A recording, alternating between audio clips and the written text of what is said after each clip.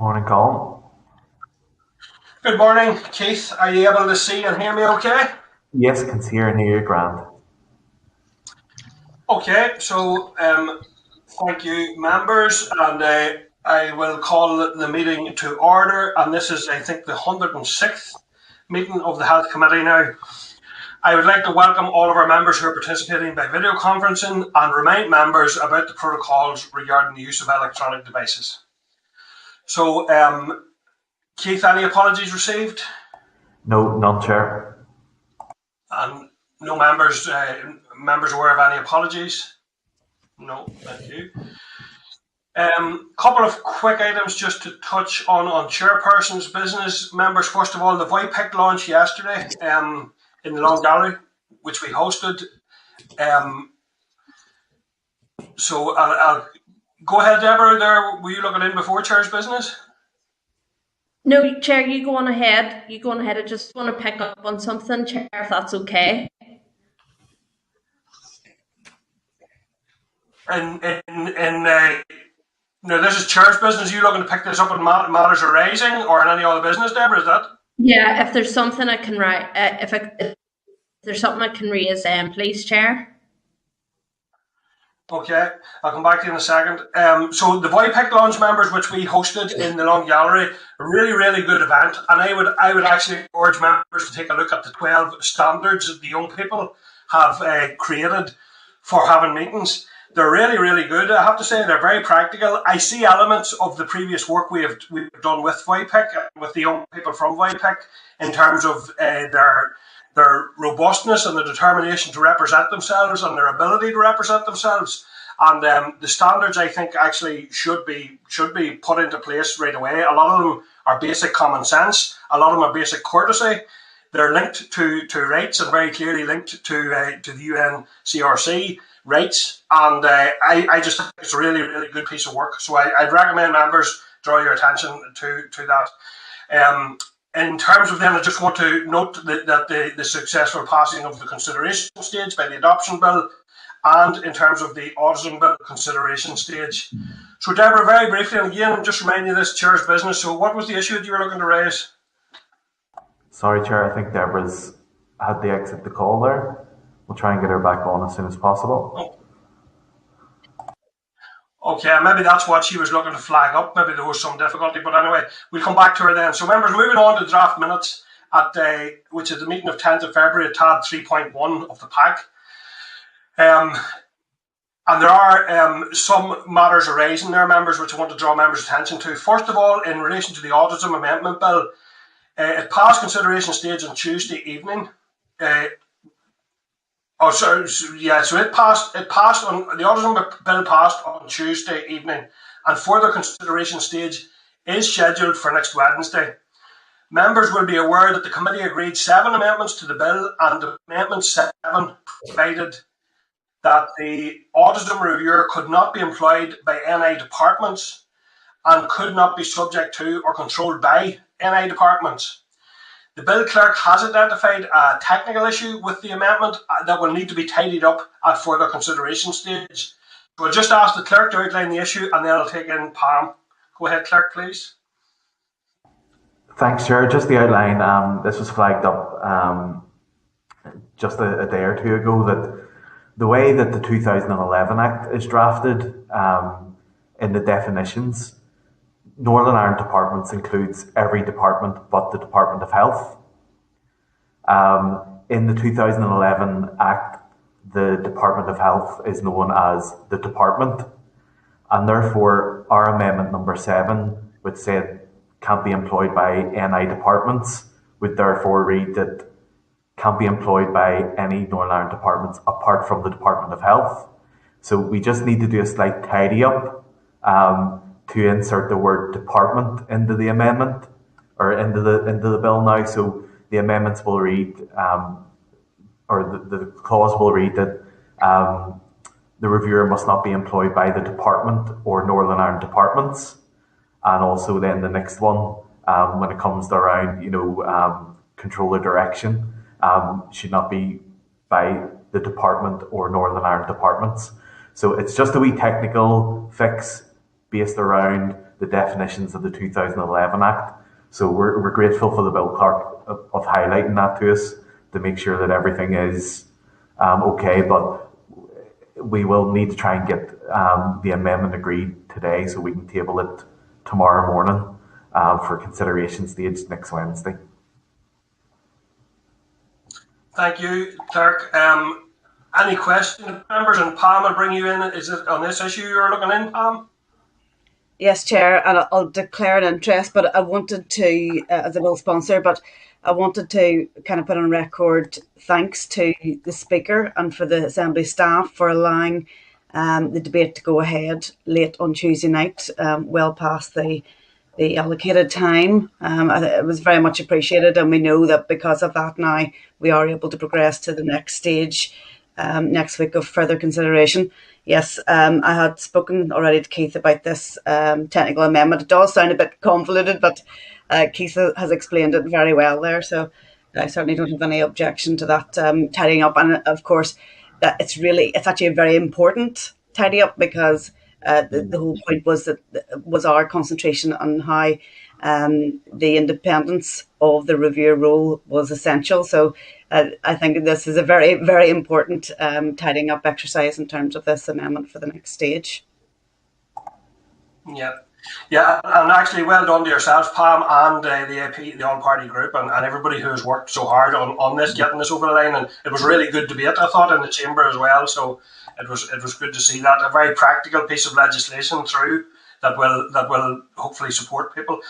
Deborah, I'll go and check to you there. You dropped off, so we moved on to matters arising. I'm not sure if you've picked up that there's a technical issue on the autism bill, but that's where we're at. But I'll just check with you what it was you were looking to raise. Sorry, Chair, about that. My power went off. So the internet went completely off there. So apologies about that. No, Chair, it was just maybe if I can get in on matters arising. I know myself, we were both on a meeting last night in relation to GPs. And I think if we could have a discussion around that, maybe, Chair, would be useful. Okay, well, I'll come back then at the end of these matters raising. I'll come back to you on that, Deborah. Do members any other questions, members, around that technical amendment that the clerk has outlined there, or are members broadly content that goes ahead? Yep, thank you. Are members then content that I move this amendment on behalf of the committee at further consideration stage when it's drawn up? Yep, thank you, members. So, members, in relation to the Adoption and Children Bill then, at last week's committee, we agreed to request that the Bill Clerk draft further amendments for committee consideration that would provide that clauses 24, 52 and 77 will be subject to the draft affirmative procedure rather than the negative resolution procedure. A copy of the proposed amendment is tab 4.2 of the table pack and includes sections 24, 52 and 77 as regulations that need the draft affirmative process. So, any questions from members then? I see an indication from Pam. Go ahead, Pam.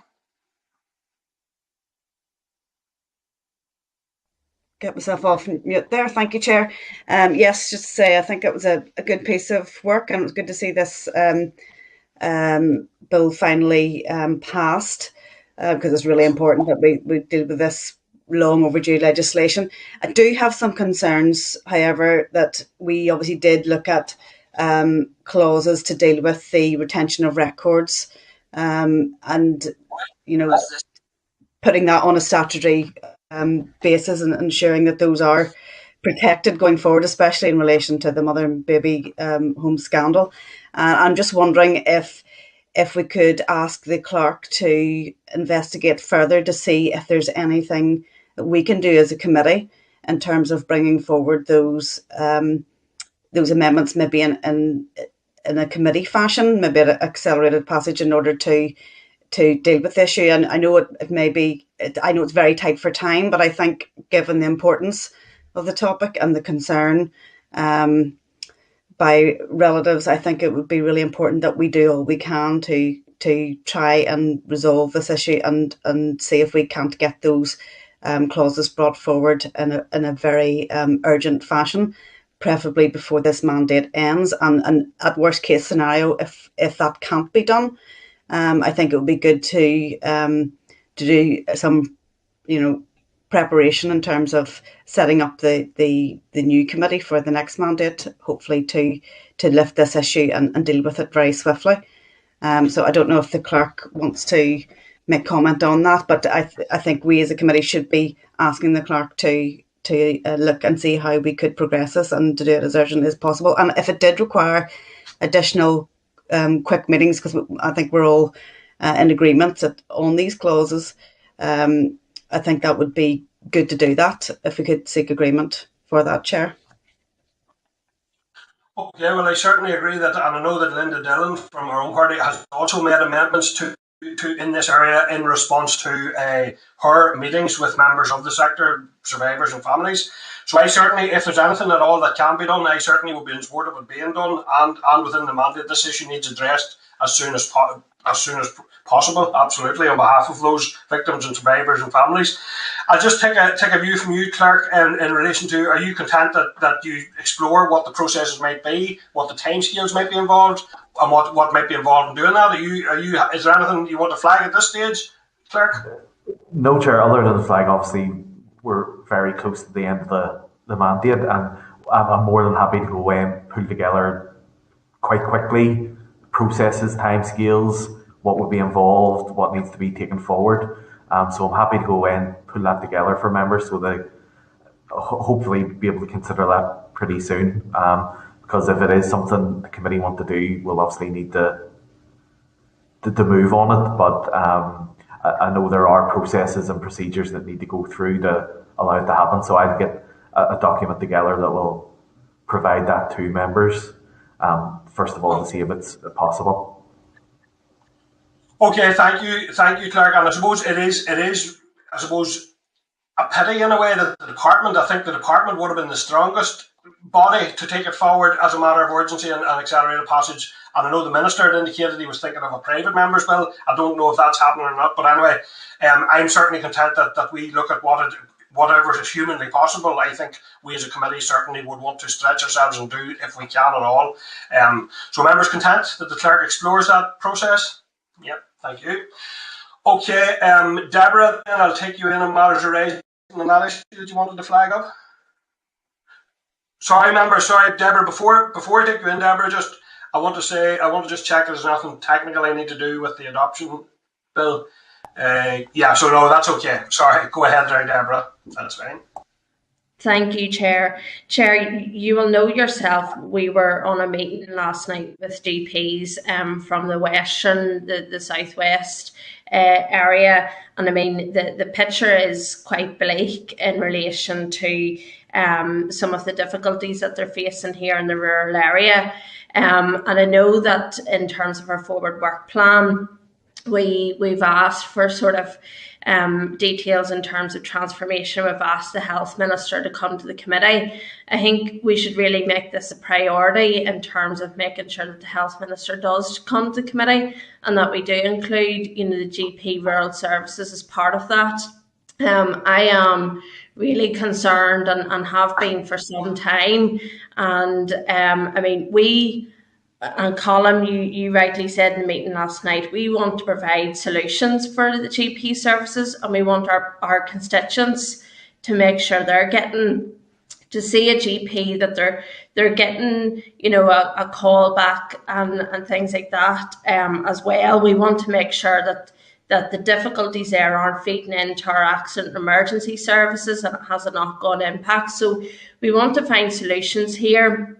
And our GPs have been talking for quite some time in relation to what they feel is the solutions that are needed to fix these problems, such as, golden handshakes, sorting out, those issues in terms of workforce and things like that. So Chair, I would really try, and I would like the committee to try and press upon the Minister to come to the committee and detail what his department is doing, because as we know, MDTs would really help in terms of our area, getting physiotherapists into GP practices, additional nurses, and getting mental health teams into our GP practices.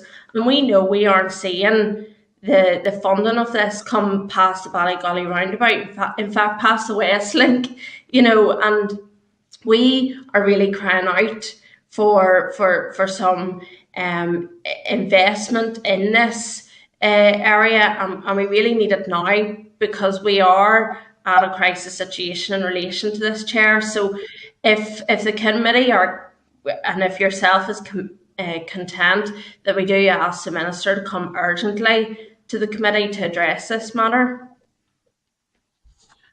Yeah, certainly, and I would share your concern, Deborah. Clearly, that situation is looming, and I think it does need addressed very urgently. We still don't have, and I know the committee have recently again asked the Minister to indicate when the roadmap will be published for the multidisciplinary teams. We don't have a firm commitment yet that the prioritisation will go towards those areas where GP services are most under risk. And it is risk now at this stage, it's not pressure. And then obviously any reduction in service or GPs places a domino effect across the entire system. And this is right across the north. The issues that were highlighted in the meeting last night apply right across the north. The fundamental underlying difficulties that GPs are facing are not of their making. These needed addressed years ago, and they urgently need addressed now. So I would agree with you that already, you're right, Deborah, that already was a focus of our briefing with the Minister. So I think it is particularly key now that we get that as a matter of urgency. So I'm going to Colin, and then I'm going to Pam. Yeah, thank you very much, Chair. And maybe just absolutely echo everything that Deborah and yourself have said, but as well just about it being expanded, because the difference between, for example, in my area, which, is to the east of the West Link and to the east of the Ballygolly roundabout, the difference between us having the service that we have at the moment and us not is frequently down to one member of staff. That's how delicate the GP out of our services are. And if we were to lose a member of staff, if they decided to retire or they decided to move on or they became sick in any shape or form, there would suddenly be a system that's under pressure. And there's another issue. It's just something that comes into my head. I'm just throwing it out there into the mix, which is, as we approach the end of the mandate, maybe if the Minister comes, maybe the Permanent Secretary could come as well, because that Permanent Secretary is going to have to carry on that piece of workload beyond the election. The Minister may change, and I think that there needs to be some continuity. And I do note that in my in and out periods on this committee, that the Permanent Secretary has never appeared. And I think that the Permanent Secretaries do appear at every other committee on a regular enough basis. And I think we need to see how that continuity is going to happen, because in reality, the Health Minister potentially may not be there in a matter of 6 weeks or 8 weeks with an election, or a limited amount of work that could be done. So I think we need to find out what is actually what's the contingency plan as well for GPs, because we could be calling upon those contingency plans very quickly. Yep, thank you, Colin. I'll come back to that. Pam? Thanks, Chair. And I would certainly back the call by Deborah and yourself, and also calling there to even have the Perm Secretary along to a meeting in the very near future as well. I think it's really important that we deal with all this. Maybe the clerk could give us clarity around the scenario going into the election. It's my understanding that the ministers remain in post even if re-elected. So I would imagine we will have our same Minister of Health unless there's re-nomination. So maybe get some clarity on that. But I think it's really important that I would like to have seen the Minister with us soon, especially I know we're looking at transformation today with the department, but I think it's really important that this is all part of transformation. And, yesterday I was looking at the issue of the medicine trays in terms of community pharmacy, and there's so many issues that are all connected. These are not, they shouldn't be treated as isolated topics. They all go together, and we really haven't seen to date firm movement and firm strategy and firm plans on how we're going to transform. So I think that all these issues really do link together, and they should be treated, looking at all the issues together. They all need to be looked at together. So I think it would be important that we do have that meeting, and that we see the Minister and maybe the Permanent Secretary as well. I have no objection to that as soon as possible, if we could put that call out. But maybe the clerk could clarify the issue around the ministerial posts. Yeah, I'll go to Carol first, and then I'll bring the clerk in case there's a number of issues that he might need to pick up on or wish to pick up on. Carol? Yeah, Chair, I totally support all colleagues, particularly in rural communities, regarding access to GPs, but we're actually having the same problems in Belfast. The out-of-hours GP services in North Belfast have been so precarious due to COVID and just absence and just people working in those services getting burnt out.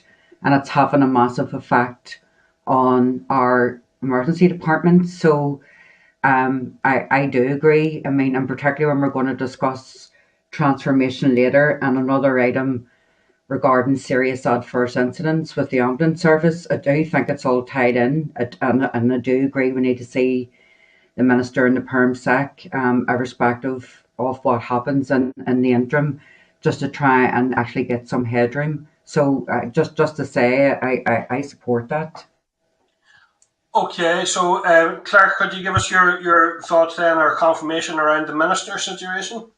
Yeah, certainly, Chair. In relation to the Minister's situation, my understanding is pretty much as Pam outlined. The Minister will be there on a caretaking basis, but I will get that confirmed and let members know. In relation to Minister's attendance, it was due to be raised under the 4 work programme, but we haven't been able to get a date yet for the Minister's attendance. We had hoped to have him, I think it was on the 4 work programme for next week, but unfortunately there's diary issues and therefore he's not able. So we have offered essentially every other Thursday and every other Tuesday through to the end of the mandate to see if we can identify dates that the Minister could come along and brief. So we're still waiting to hear back from the department on that. Yep, thank you, Clerk. Deborah? Thank you, Chair, for letting me come back in. I think, it really has to be impressed upon the Minister that this is for the staff that he is over, and we have a duty of care to them.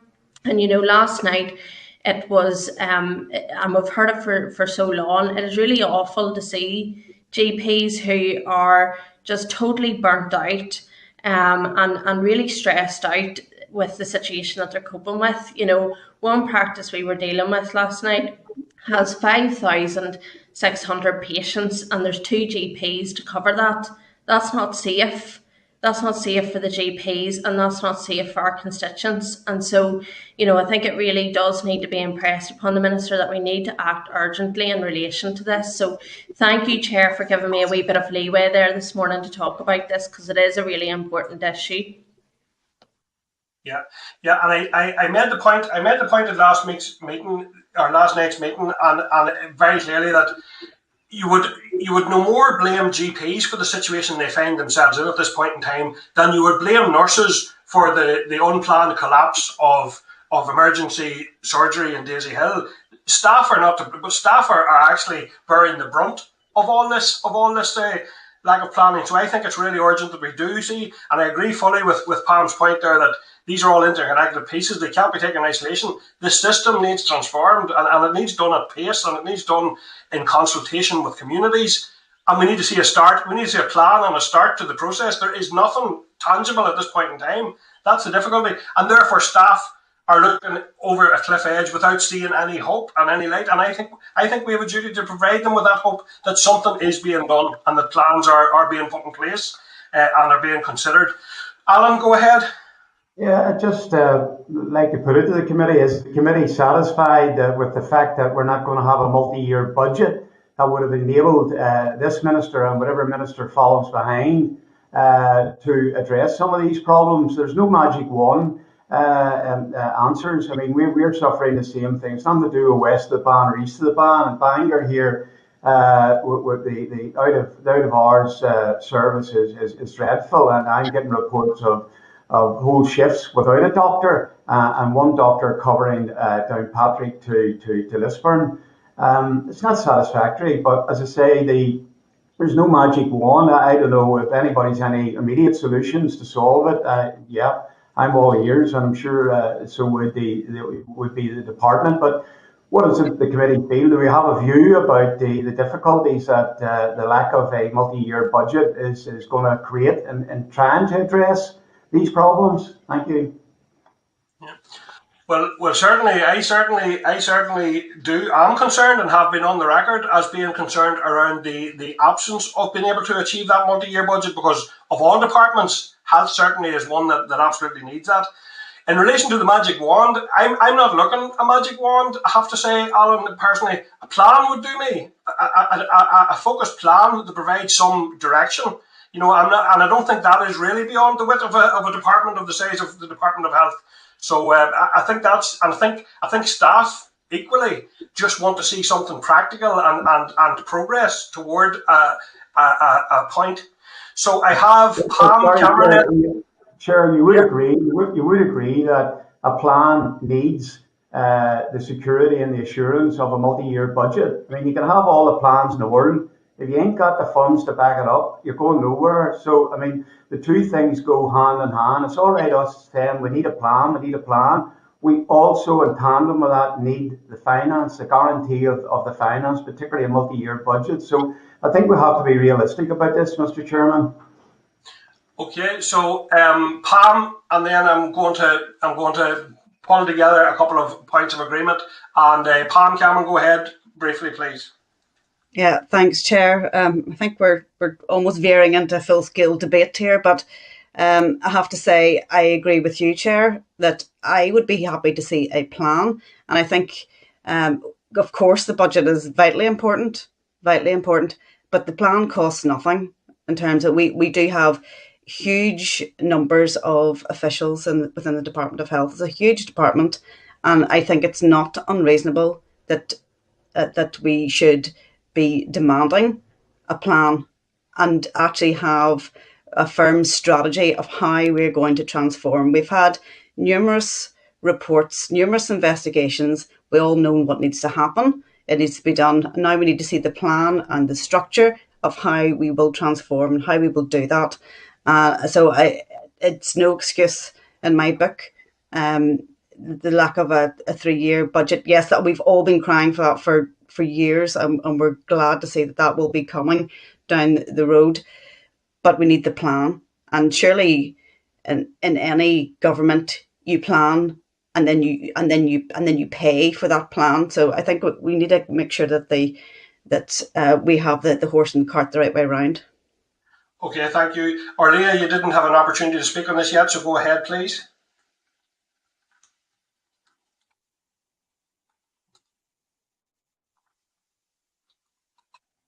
So Orlia's hand has gone down there. That may have been a mistake or whatever. Sorry, so she was on mute. Orlia, you're on mute. Oh, you were. Sorry about that, Chair. Thanks, Keith. No, I just wanted to make a comment. I know that Pam was saying that we're obviously veering into the territory of going on to a full-scale debate around the 3-year budget and all the issues that have been debated in the Assembly around that recently. But I do think that it's a valid point that Alan is making. I also do think it's a valid point that Pam has said, and the fact that, yes, we have had numerous reports, numerous plans, but I think as a health committee, we need to put some serious urgency onto this. And if we could actually request, I know it's difficult with the Minister's Diary, but obviously given the conversations around the lack of a 3-year budget and that it's not looking likely that that's going to happen, and we're talking about all these implications in terms of health, and Deborah had mentioned herself the duty of care that we do have, we need to get the Minister in front of the committee to actually hear the seriousness of what is at risk if we don't have this 3-year budget. Yeah, and actually it may be, in that sense, it may be valid to seek an assessment from the department in relation to what the impact of not securing that 3-year budget could be. So I think we can have that in advance of the discussion, and that then can inform the discussion. Sure, sorry, Chair, did we not already agree to the Minister at last week's committee meeting on that? Just check with the clerk. Have we that issue, clerk? Yeah, okay. Thank you, Orlia. Carol, go ahead. Chair, it's just given the statement that the Minister for Finance made, we don't even have a 1-year budget. What we've got is almost, it sounds like, from quarter to quarter. And that's because there's no First Minister and there's no executive degree of budget. So it's actually worse than what we're saying. We don't even have a year's budget. We'll have money that's there that needs to be allocated, and we'll come to this later. So I do think it's actually more pressing. Yeah. So listen, I think that all adds up to the urgency of us having that discussion with the Minister. There are hugely important issues there around delivery, around just maintenance of service at this point in time. Then the transformation issues that flow from that, and the necessity that flows from that. And there has been a suggestion there that we would ask that the Permanent Secretary would also be included in that meeting. And I think members, just check, our members broadly agreed that's agreed that we asked. Yeah. Okay, members, thank you for that. Moving on then to our first briefing this morning, which is on the framework for a future planning model. This is in relation to around all the work we have done around the HSC, and we have been briefed on ongoing basis on this work and the development, and this is a further briefing. So I refer members to a copy of the framework document at tab 5.1 of the pack, and to a copy of the department's briefing paper at 5.2 of the table papers. I'd now like to welcome officials from the Department of Health, and first of all, we're joined by Martina Moore. Martina is Director of Organisational Change. Can you hear me there okay, Martina? I can, Chair. Can you hear me okay? Yeah, hearing you, Martina, thank you. That's fine. And Vincent Ramirez, and Vincent is Future Planning Project Manager. Can you hear us, Vincent? Good morning, Chair. Yes, I can hear. I can hear you, sorry. Yep, thank you. We're hearing you there fine, Vincent, thank you. And Alan Marsden, who is the Future Planning Project Manager. Alan, can you hear us? Yes, Chair, thank you. Okay, so I'd like to welcome you all to our committee this morning. Thank you for coming along to brief us and to take members' questions on these issues. I'll go back to yourself, Martina. Is it you who's doing the opening remarks? Yeah, Chair, I'm going to do some opening remarks and then hand over to Vincent and Alan, who are both going to update you on their work, if that's okay. Okay, thank you. Yeah, go ahead, Martina. Okay, so good morning, everybody, and thank you, Chair, and again, members, for the opportunity to come here today. So as the Chair referred to, we sent in a written brief, which I hope you find useful. And I think you can see from that we've got quite an extensive programme of work now underway. So this morning, I'll just take you through some of the developments, including obviously the consultation we recently had, and then I'll hand over to Vincent, who's going to update you on the work he's taken forward on the strategic outcomes framework, and Alan, who's been leading some work about reviewing how our existing planning processes and how we can, I suppose, review and improve those in the context of the ICS model. So to begin with, as you said, Chair, we were with you in the past on the actual framework document itself. So that was really us setting out the vision for a new planning model for health and social care in Northern Ireland, and really, I suppose, in that context, what an ICS system would mean in Northern Ireland. So we had a consultation on that, and that concluded there in September of 2021. We received 122 very detailed, actually, responses, I would say, and we're really grateful, obviously, for the time and effort that everybody took in coming to us on that. The feedback did demonstrate broad support for the approach that we'd outlined, and there was clear consensus amongst the respondees that the development of a model based on integration, collaboration, and partnership is actually the right approach for Northern Ireland. I think what was also clear from the feedback we received is while the framework does provide a foundation to build on, there's really a lot more work that needs to be done, and that's very much about now building on that detailed design and supporting successful implementation. So many of the respondees really highlighted what was important in terms of what we needed to take forward next, and that's detail and guidance around governance and accountability, clarity on the roles and responsibilities within the model, and clarity on the finance model to be adopted. So we've work underway across a number of key areas, and you'll see the work streams from the actual briefing document itself, and as I said, Alan and Vincent will cover two of those this morning. So in terms of the framework, we have proposed a number of changes in light of the feedback received. So we'll be amending the values and principles section, and that's really to specifically highlight the need to embed co-production. Specific reference also came out very clearly to improving health literacy within our overall vision, and amendment to the minimum membership of those area integrated partnership boards to include our AHP leads. I would say membership and chairmanship of the area integrated partnership boards was probably the two areas that got quite a lot of views, but actually generated quite different views for us as well. So we're considering those at the minute, and we're going to continue to engage with key stakeholders around the comments received. What I would say specifically, I suppose, in relation to membership, and particularly that representation from voluntary community sectors and our service users and carers, is we've actually put in formal mechanisms in place to engage with them. And that's not just on building the detailed design of the model, but what we're trying to do at the minute is to consider how we can best support those groups to fully participate in the model. Because if you go back to the principles outlined within the framework document, this is about equity and parity. So it's really, really important that we make sure that any group or individual seated around that table is fully equipped and supported to actively participate in the model.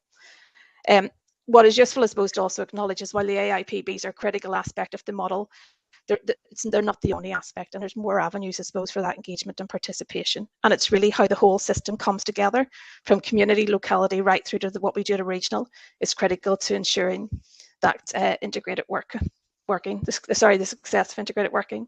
So the analysis response really provides more detail on the emerging themes that we're looking at the minute, and I'm happy to pick up on any of those today. We will be looking to produce an updated version of the draft framework now over the coming weeks, and as I highlighted in the briefing, the intention is that this will be a living document, and as we work through the detailed design, then we will continue to supplement that with that additional information. Moving beyond the framework, as you mentioned, Chair, the Health and Social Care Bill, which we've been briefing you on previously, completed final stage in December, and as you know, we got royal assent on that at the start of this month. So through your own scrutiny of that bill and engagement with ourselves, as you're aware, there's now a duty on us to develop regulations to underpin the model. And as you know, local commissioner groups will be retained until we bring them forward. So it's just an opportunity to thank you again for the time and contribution on that, and to let you know that we will now be commencing work to develop those regulations, and obviously to look to bring them forward as soon as we can. And we'll obviously engage with yourselves throughout that process. In terms just of the wider programme, Chair, just a couple of things to touch on. One of the things really is we have an independent research piece currently underway regarding funding models and integrated care systems. So what that's doing is really exploring best practice and models across various other jurisdictions that operate integrated care systems, and that's at a worldwide basis, and very specifically their suitability to Northern Ireland. So that has included extensive engagement across a broad range of stakeholders to get their views and experiences, and that's across sectors, community, voluntary, local government and service user and carers. And an initial report on funded models into 10 other countries was developed, really highlighting strengths and weaknesses. So on consideration of that, a subsequent shortlist of 6 has been agreed for a more deep dive and more in-depth consideration. And that's really when you start to look at the governance and accountability, complexity and best practice learning. But I suppose what I would stress out of that piece was I didn't want a report that will just show the various pros and cons of different funding models, but actually considers the suitability, as I said earlier, to adoption here in Northern Ireland, and what the risks and benefits would be to us in terms of its implementation. So that report's due with us in the department now at the end of March, and that'll provide options to inform further discussion in any potential new funding models for an integrated care system in Northern Ireland, and really provide that sound basis for moving that work forward. What I would acknowledge, and is really clear from the feedback received, and it's something I think you have touched on, is the importance of locality and community within this new model. So those locality and community levels will really support us in understanding the needs of the population, engaging with local communities, enabling that local voice to be heard right across the ICS. So the framework document, as you'll have read, really set out that each AIPB will develop those arrangements in line with their own circumstances. But I think what's clear to us now, I suppose, from the feedback, is that we need to develop guidance and identification of what the existing best practice approaches are. So we did take forward a specific piece of work there recently, looking at how that locality level could develop. And that just identified how learning from existing structures such as ICPs should be important in informing how local approaches are developed, so that we would need to build on the positive relationships and the knowledge and the leadership capacity that's already been established and which we can build upon. And I think it's really important to stress that ICS, as we see it, is one planning system for Northern Ireland. So it's really important that all component parts come together at a regional level to get that view across the system. And what we're very clear on to date is while we're working through that regional level, roles, responsibilities, and really the membership around that table, it's actually absolutely vital that the local voice is at the regional table. So what we're working on at the minute is that each of those 5 area integrated partnership boards will be seated around that regional table as well. And that's really to ensure that unifying link between regional and local planning. And as well, Chair, I suppose, as we mentioned before, the ICS model is underpinned by population health. So another key component we've been looking at is the ability to access and analyse data and information to identify health and wellbeing needs of our population. And I think something the committee particularly touched on before, the health inequalities and where they continue to exist. So what we're looking to do is develop first aid data packs, and they'll be for each of the area integrated partnership boards. And that's really to allow them to familiarise themselves with their local population from the outset. Sorry, Chair. Those data packs will contain an overview of the demographics, geography, health statistics, trends and patterns, and we'll try to build on them now as we move forward. So just finally, before I hand over to Vincent and Alan, I just want to acknowledge the importance of communication and engagement in our work. We have put in significant time and effort to date to engage with a wide range of stakeholders, and I think it's in recognition of the importance we put in place in developing a model in collaboration with all those who will have that role to play in it. You know, for us, ICS is about collaboration and partnerships. We can't develop that in isolation, so we need to continue to ensure that meaningful engagement and participation underpins this work. I think what's clear is that it takes time and it takes collective effort to realise, but it's really important that what is developed is done with the involvement of all partners and it's done in the right way. So we have just established a communication engagement workstream to supplement the work we've done to date. And we're really focusing now how we effectively broaden understanding and awareness of what we're doing across the system and expand our communication and engagement activities. The message we've got quite clearly recently is the importance of conveying what we're doing and why we're doing it in a clear, concise manner is of utmost importance. So progress has been made, actually notably in the last couple of weeks. We have now launched online resources and we've started a series of breakfast webinars. And they're open right across to the public as well as across the health and social care community voluntary.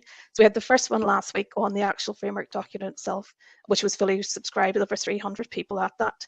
And now we will use them to touch on other subjects around integrated care, such as population health. I think is the next one, outcomes-based accountability. So I think just the amount of interest in this is reflective of our work to date. So there's a significant interest from across the system and beyond on learning not just about what the ICS is, but how people can actually get involved in building it. And that's of the utmost importance to us. So, Chair, if you're happy, I'll just hand over to Vincent just to quickly take you through the strategic outcomes framework.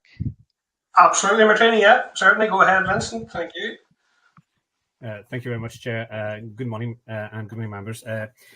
As Martina was saying, we've been working on the strategic outcomes framework, which is a crucial component of the integrated care system, in that it will convey the ministerial and departmental strategic priorities to the system, whilst also reflecting the health and well-being needs of the population. The strategic outcomes framework will provide this strategic direction to the whole ICS, underpinning and driving the work at each level of the system, the area integrated partnership boards, of course, but also the regional, locality and community levels, which Martina mentioned. In line with the outcome-based accountability approach, which will be underpinning the ICS, and that has been widely adopted across the work of the public sector, as you know, it will take the form of a suite of strategic outcomes and accompanying indicators. Those outcomes will, by definition, be high level, wide-ranging and aspirational. They will depict the conditions of health and well-being that the system will thrive to achieve for the whole population of Northern Ireland. It will be fully aligned to the overarching programme for government, and provisions are currently being made to enable the strategic outcomes framework to be adjusted should it be necessary to the at the back of the 21-26 programme for government being finalised and published. So in order to develop and produce this strategic outcomes framework, we first looked into identifying the potential health and well-being needs of the population by using the latest official data and statistics, as well as PFG progress reports and other sources such as the community plans at local level. We complemented this with qualitative information sourced from some of the recent surveys that we could access, and one example was the Patient and Client Council's People's Priorities Survey that ran last year. But we still felt it was not necessarily sufficient, and that more was needed to capture that insight and lived experience.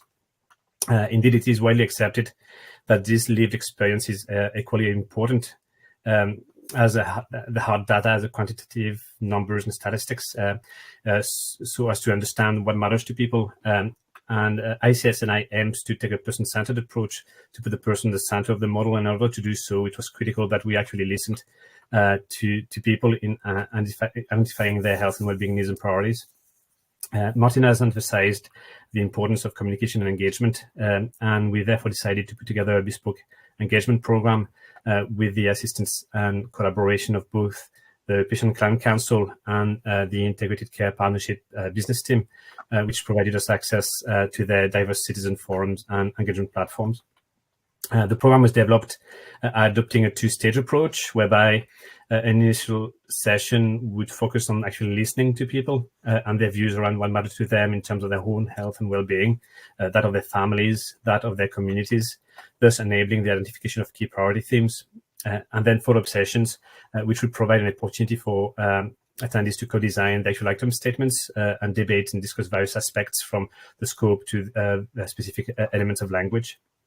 So in total, over 20 workshops, 24 exactly, were held in the course of the autumn and concluded last month with some additional sessions that were organized in order to really further capitalize on the input and feedback around those outcome statements.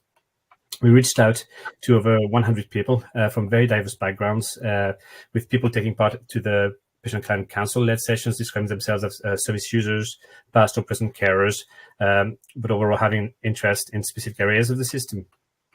These people shared their experience and offered their views and opinions on what mattered to them, the difficulties they had encountered, and their views on what was actually a priority to them. The ICP-led sessions, on the other hand, invited members from the Lisbon Health Inequality Steering Group, ICP Third Sector Steering Group, and Third Sector Forum, as well as extending an invitation to all the members from the 17 integrated care partnerships. This enabled us to reach out to representatives from various community and voluntary sectors and different organizations such as NICVA or the Community Development Health Network, to name but a few. And although those participants probably presented a more professional, specialized profile, they did bring along the experience and the insight that was related to them from the people they encountered throughout their work. So each participant, as I mentioned, was able to contribute to the wording of the outcome statements and review the key priority themes that emerged from the very initial sessions. So we want to put on record that we're very grateful to the Patient Client Council and the ICP business team to have enabled us to reach out to these people, to these groups. I'm very grateful to the participants themselves who really opened up and enabled us to capture that invaluable insight and try and help us embed it within the finalized draft outcomes.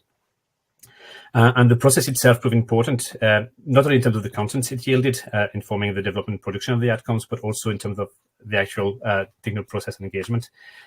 Continuous engagement, as Martin said, and involving citizens and other wider partners are a staple of ICS and I, in particular around the will to empower and enable local level decision-making and local level delivery of health and social care services. And our process and the feedback we'll receive will inform the implementation of the continuous engagement work that will need to be undertaken by the ICS going forward.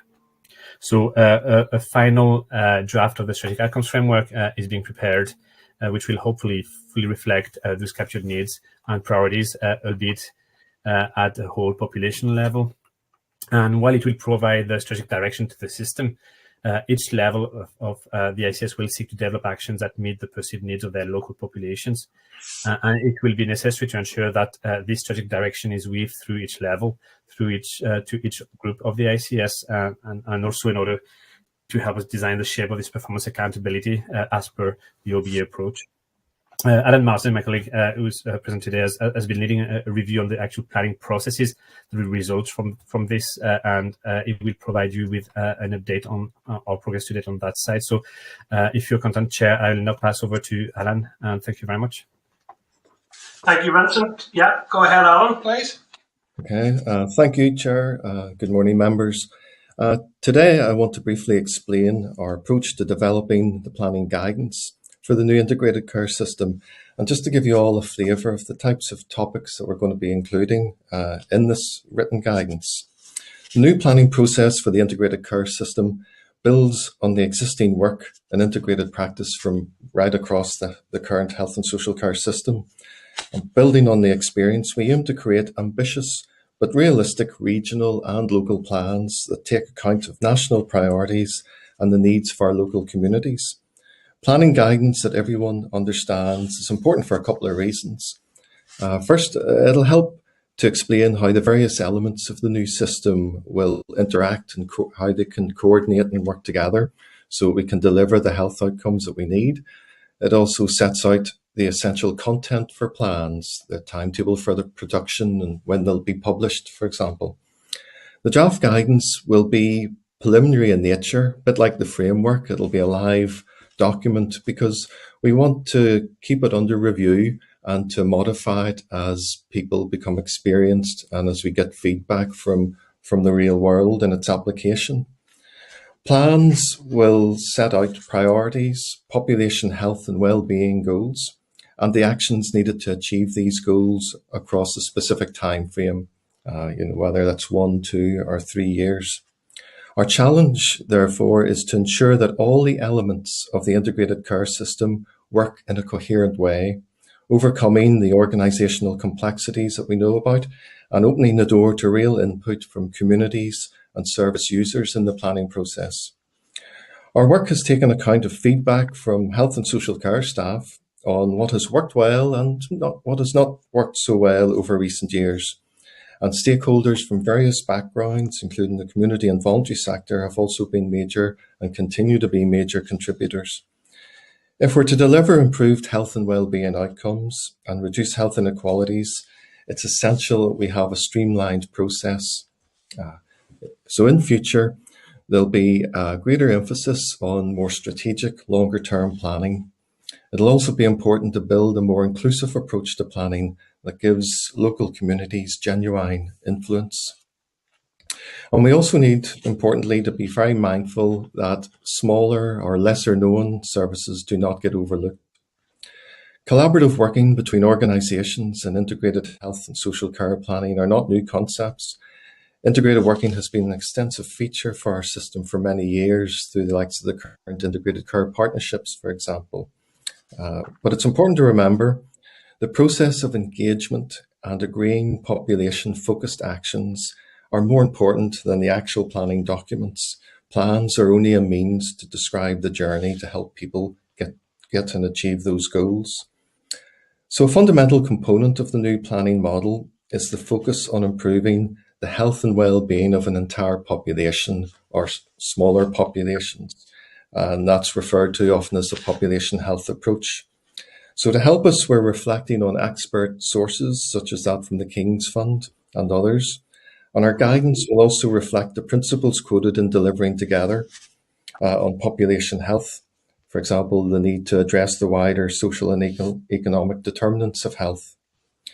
Delivering Together also promoted what's known as the quadruple aim approach to transformation. And we're going to reflect that in the guidance as well. And it's all its 4 dimensions about supporting people to stay well, which reflected in the strategic outcomes framework that Vincent presented on, timely access to care, supporting staff and service efficiency, all enshrined within the guidance to keep everyone focused.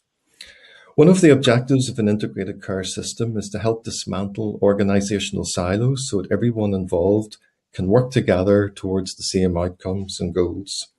So we do know the health and social care environment is very complex with numerous organisations, teams, professional groups, networks and representative bodies. So effective integrated planning brings the organisations and everyone together and extends involvement to local communities, charities, associations and community planning partners. Therefore, a good planning process and good guidance needs to provide clarity to everyone concerned about who does what and by when. And the process needs to support everyone with the planning choreography to ensure that we have good planning flow and that we minimise duplication of effort. Stakeholder input to the planning process continues and we'll be shaping the guidance to reflect that. For example, the relationship with community planning is very important and we're working with our council officers in regard to that. Adopting longer term planning horizons, regardless of the number of years budget that we have, and also supporting local autonomy so that we avoid a centralist approach. So I hope this brief overview gives members some insight to our approach to developing the guidance that will support the system. I'm happy to share a copy of the latest draft as it gets finished in the next couple of weeks. So thank you, Chair, and if you're okay, I'll hand back to Martina. Thank you, Alan. Yeah. Go ahead, Martina. Are you content now, Martina, to take some questions from members? We are. Sorry, Chair, I was just getting myself off mute. Yeah, so that was just kind of, as you'll know yourself from the brief, it's a very, very extensive programme of work we've actually undertaken. So that's just a quick highlight in some of the issues. So happy to take questions. Okay, well, listen, thank you. That was, I have to say, a really good briefing, and there are a lot of things in there that I welcome actually, and I do want to acknowledge that. And previously in our engagements with Paul Kavanagh and with the board in relation to this, the committee has reflected the fact that there did appear to be really good, sound planning going on. Our concern was just that there would be a vacuum, and I'm pleased. In my opinion, this reflects a continued focus on engagement, and I think that's really crucial. And there's some really good elements that I would welcome as well. The broad look at what works well elsewhere across a range of countries is something that I welcome. I think that's very useful. The emphasis on locality and community is really, really useful as well.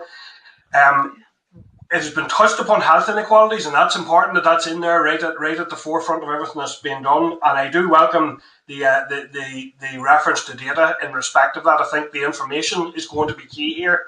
And in terms of communication and engagement, I really, being a central theme and a central principle of it all is really important. And I think not only have you mentioned that, Martina, but I think you've actually demonstrated it as well. So I think that's in terms of your engagement with the committee and responding to input from the committee, and I think that's good and a good way forward.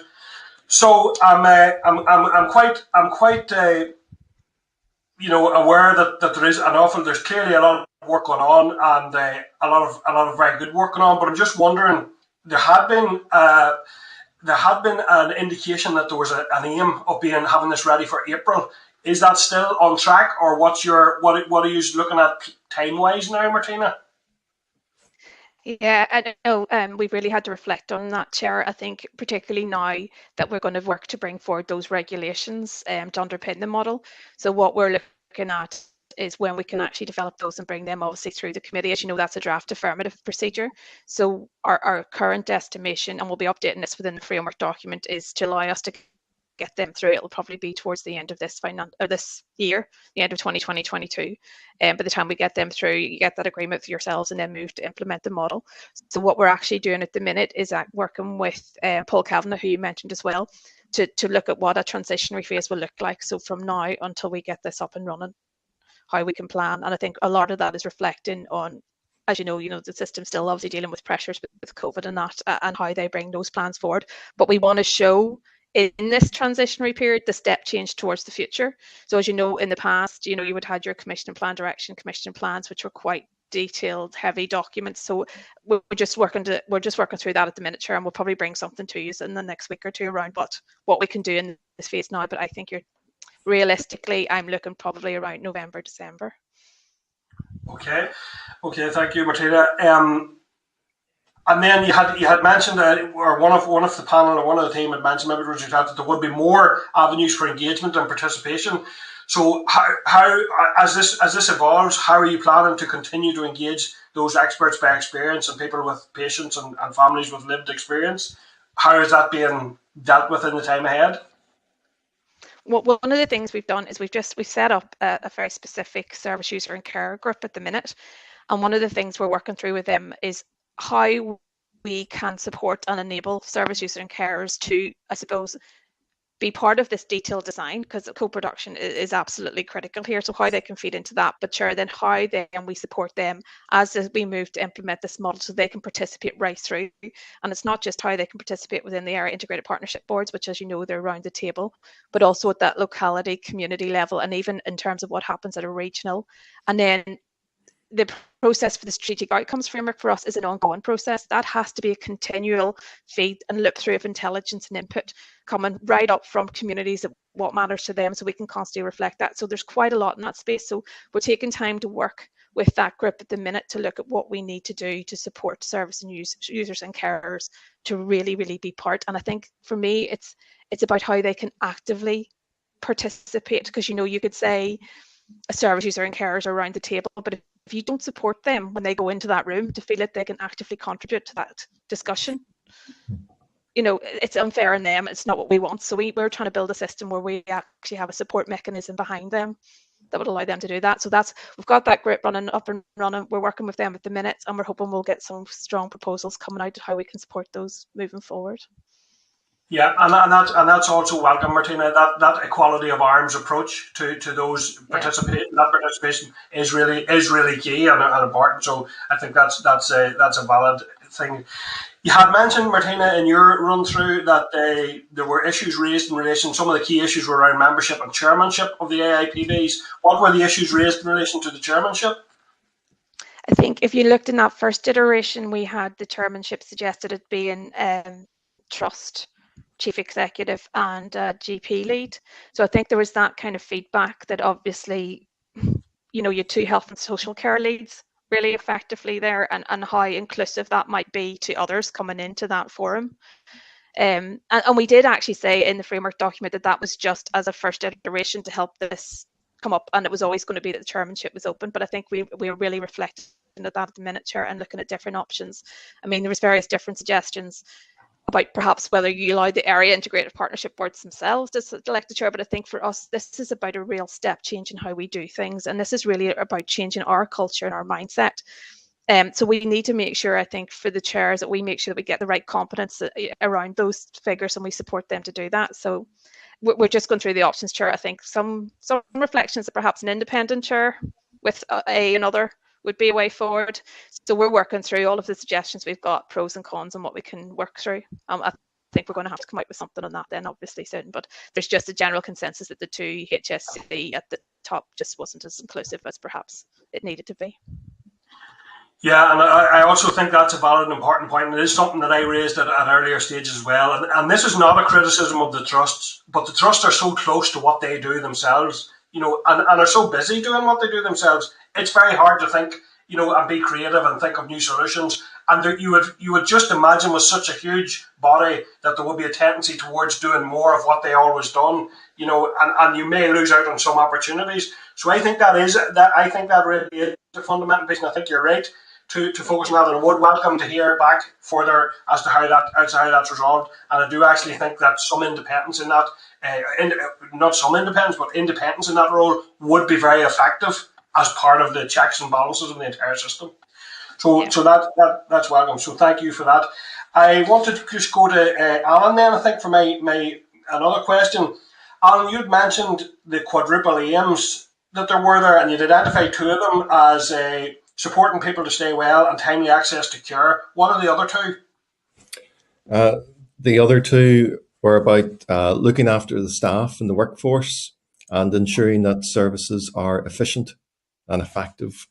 So it's kind of covering all the different dynamics of the services. Yeah, that's fair enough. And actually that links back a bit to a conversation we had earlier around the pressures on services, and in particular GP services. And that then leads me on to my next question to you, is in relation to how does this process link into the transformation agenda?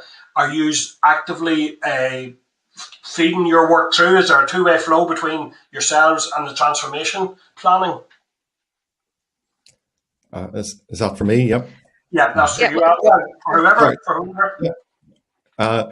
No, well, it's all about transformation, and you know, in the actual guidance that we're developing, part of it contains principles of operation, all about developing the culture and doing things differently.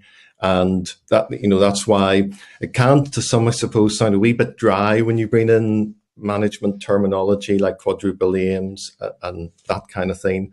But it helps people see things through the right lens. So those 4 elements that we talked about, you know, if a partnership board is developing a new way of doing something, which will be transformation in itself, they need to keep those elements in focus so that they can, you know, they don't ignore one particular aspect.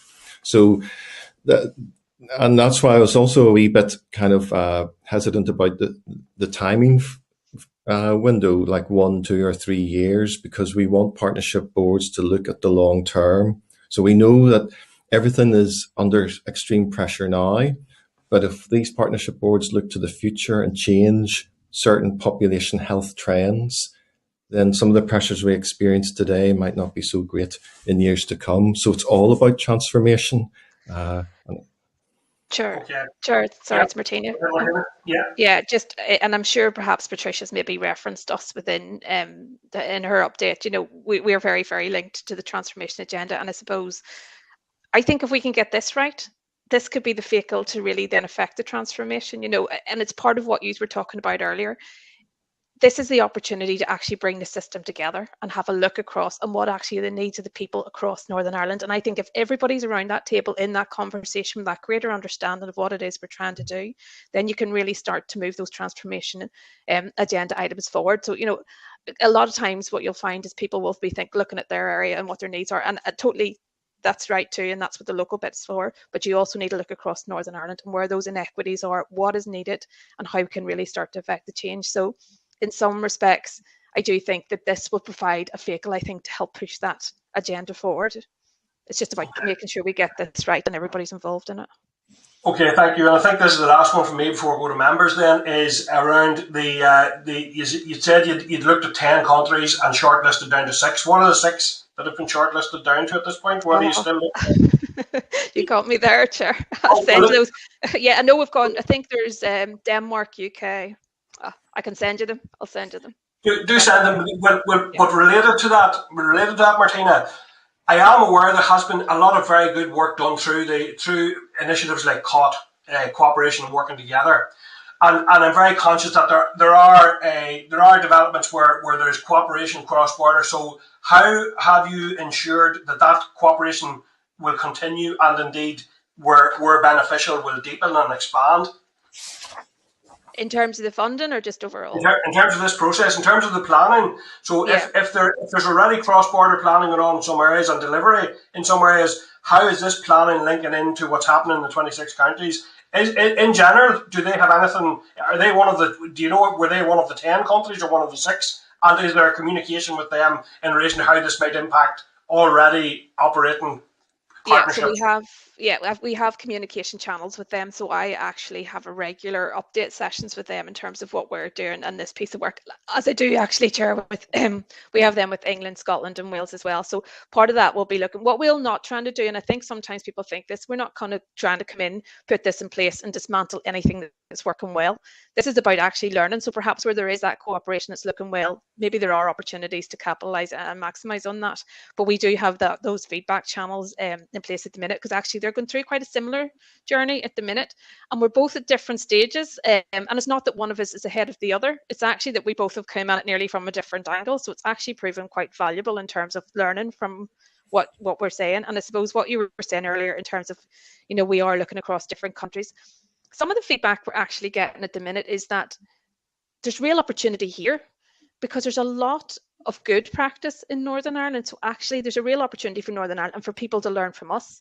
So actually when we've gone out saying, what can we learn from you? Sometimes at the minute, what we're actually getting back is, actually you've done a bit more around this than we have, and can we learn from you? But those links are there. I have those links and we'll continue to keep those links.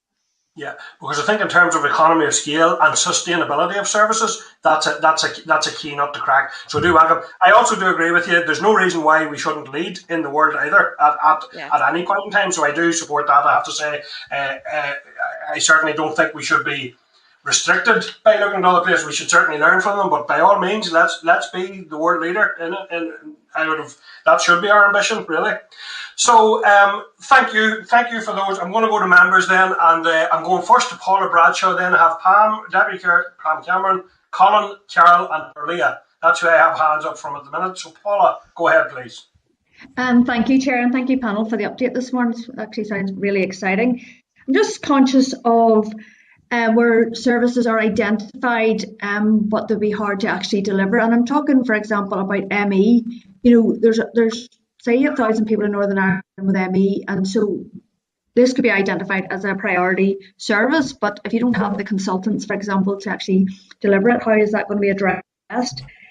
Linked in to that somewhat in terms of rare diseases, obviously there's thousands of rare diseases identified, more so every day, and I'm just again wondering how the services will be delivered for where there's small numbers, but if add them cumulatively, there would be a lot.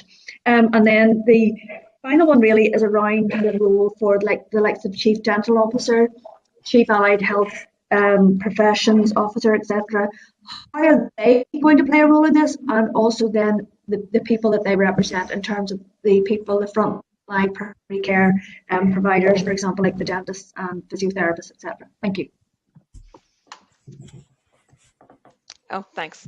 I suppose in terms of, those, as you say, issues such as ME, for me, this planning model is actually about how we come, like I said earlier, how we come together across the system, look at what the needs of those people are within Northern Ireland, even if that is something, as you say, that's small numbers. How do we actually deliver what we need for those people? That's a priority. That's outcomes we need to deliver and how we improve their outcomes. It's about coming together, looking at what they need, what we have in terms of what we can deliver, as you say, and if we can't, how we actually make sure that we can get that wherever else that might be. But a part of this, I think, is about how we plan longer term. How we actually look at our population needs, how we look at our population data, look at what those trends are, look at what we need to do, and part of that all then has to bring in workforce as well. How do we plan our workforce strategy moving forward? We need to do that around what our population data is telling us and what it is we need. So I think part of this is really coming together to look across those areas, including those smaller areas. Those smaller specialised areas you referred to, that's dealt with at the minute by a regional specialised commissioning team. What we'll have as well is a regional group, and part of that regional group will actually be looking at how those specialised areas are planned for. But as I said before, what we're trying to do is we're trying to make sure that that regional table also includes that local voice, so we can make sure that we're looking across the piece, everybody's clear on what it is we're trying to deliver, and there's obviously those opportunities then to build in where perhaps something is specialist and can only be delivered in one place, that there's a local handoff. But part of this is making sure that we consider everything in the round. I hope that makes sense. Can I just come back really quick? Sorry. Yep. Sorry. Go ahead, Paula.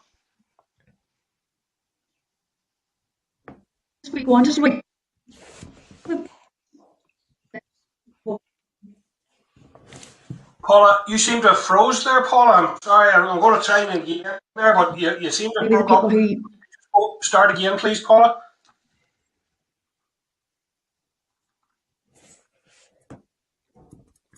No, we've lost you, Paula. I'll come back to you. Paula. I'll move on. We have a problem with your feed. I'll just check with Clerk. Are you picking up, Clerk, a problem from Paula as well, or is it just me? It's frozen, and the sound's coming through a bit intermittent, so we weren't able to pick up anything. Okay, Sandra Remes will come back to her there, please, and I'll move on then. So I'll go ahead to Pam. Go ahead, Pam, please.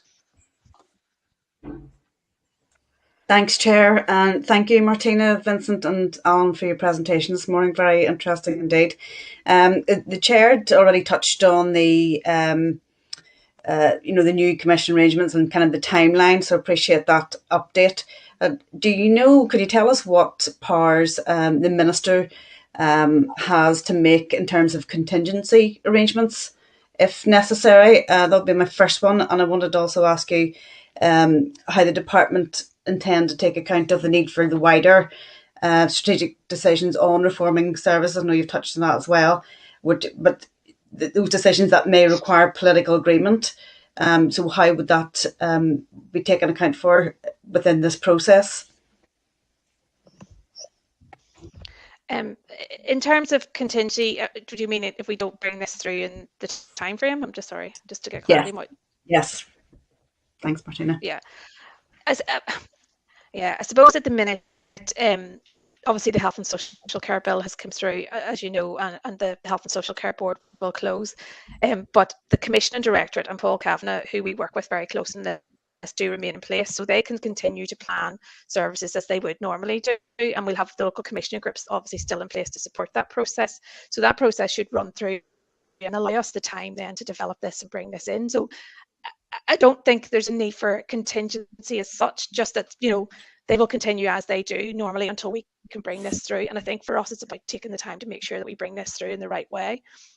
And particularly around the regulations, to make sure that we develop those regulations to make sure that they really do underpin the process. So that team's still there. They're still working. They'll be part of the strategic plan and performance group as a department, as you'll know, when they do move in, but they'll continue to undertake those functions, continue to work with local communities, particularly the LCGs, actually, who we're trying to work very closely with now as well, really about getting their input and intelligence right through this whole process. And then we'll look to stand up, so we'll make sure that there's no cliff edge as such. Do you know what I mean? We'll put an implementation strategy that will lead from one through into the other. And your second question, I suppose, the need for wider strategic reform has to be weaved throughout this whole process, as I said. So I do believe this can be a real vehicle for taking forward transformation across the system. But obviously there will be decisions, as you said, in that will need that sort of executive approval, but they'll come as normal, Pam, through the usual routes.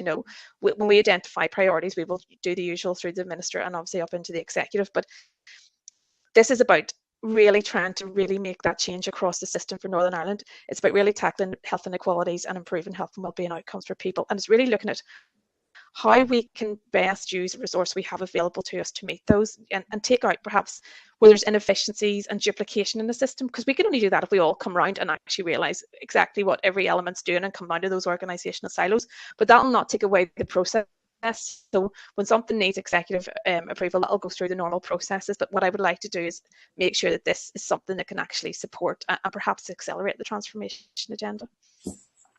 That's great. Thank you, Martina. I'd also ask you then around, will the strategic outcomes framework be subject to wider public consultation, given the initial phase of the consultation was a targeted exercise?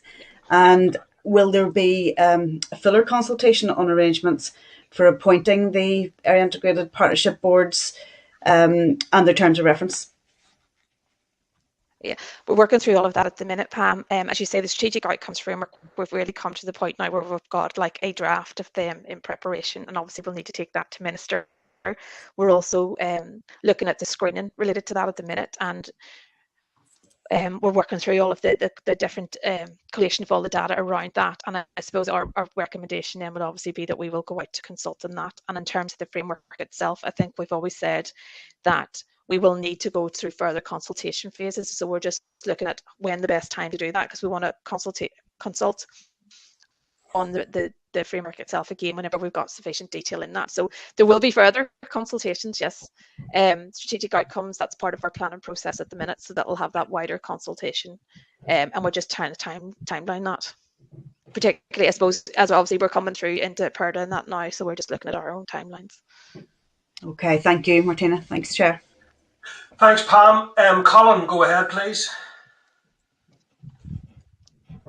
Thank you, Chair, and thank you to the committee to the group for the presentation this morning. I was probably in one of my phases when I wasn't on the committee whenever the original presentations may have been made about this, and I was wondering if I could ask, and I've been trying to think of the best way to phrase the question.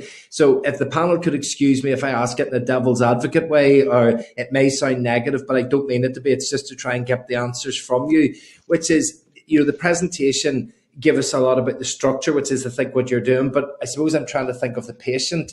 How will what's implemented make a change or a difference to a person in a community?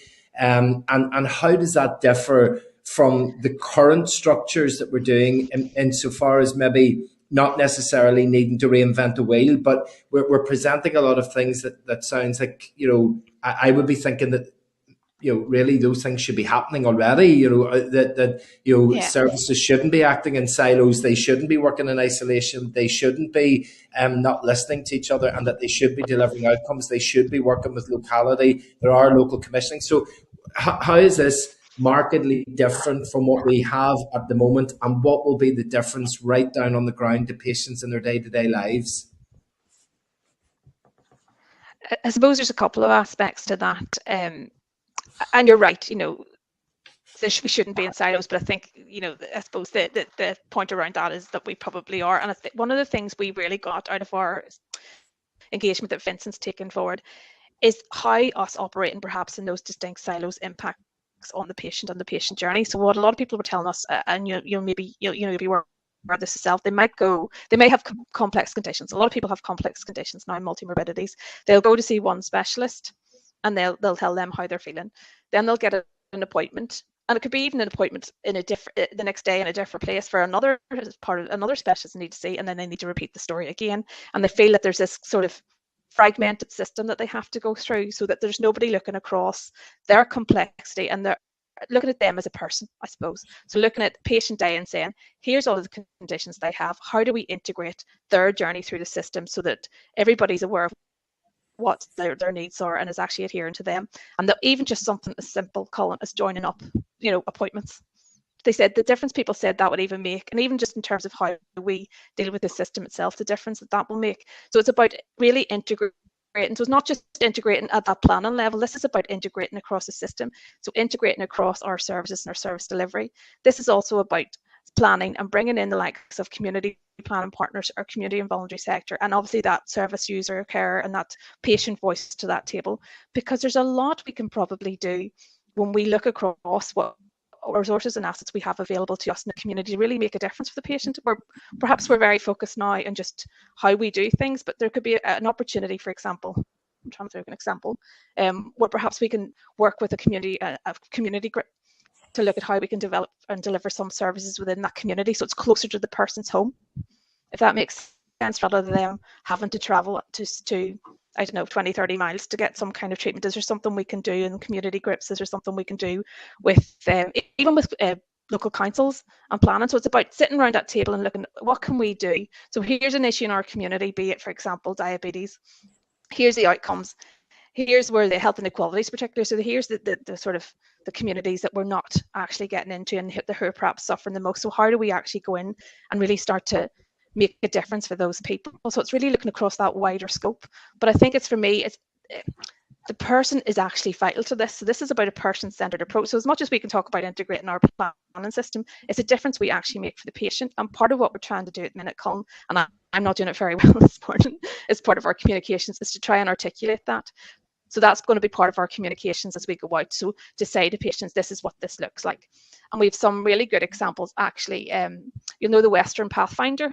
So it was done there where they actually went in, looked at their population data, identified some of the key issues, and where they've actually now really developed and built initiatives where they work together with the local councils, with their voluntary community and their service users and some of the more prominent charities around that, and actually developed pathways that are starting to really affect the change. So I think I'm trying to get some of that information through so that I can actually show people this is what integration does, and this is the difference it will make for you.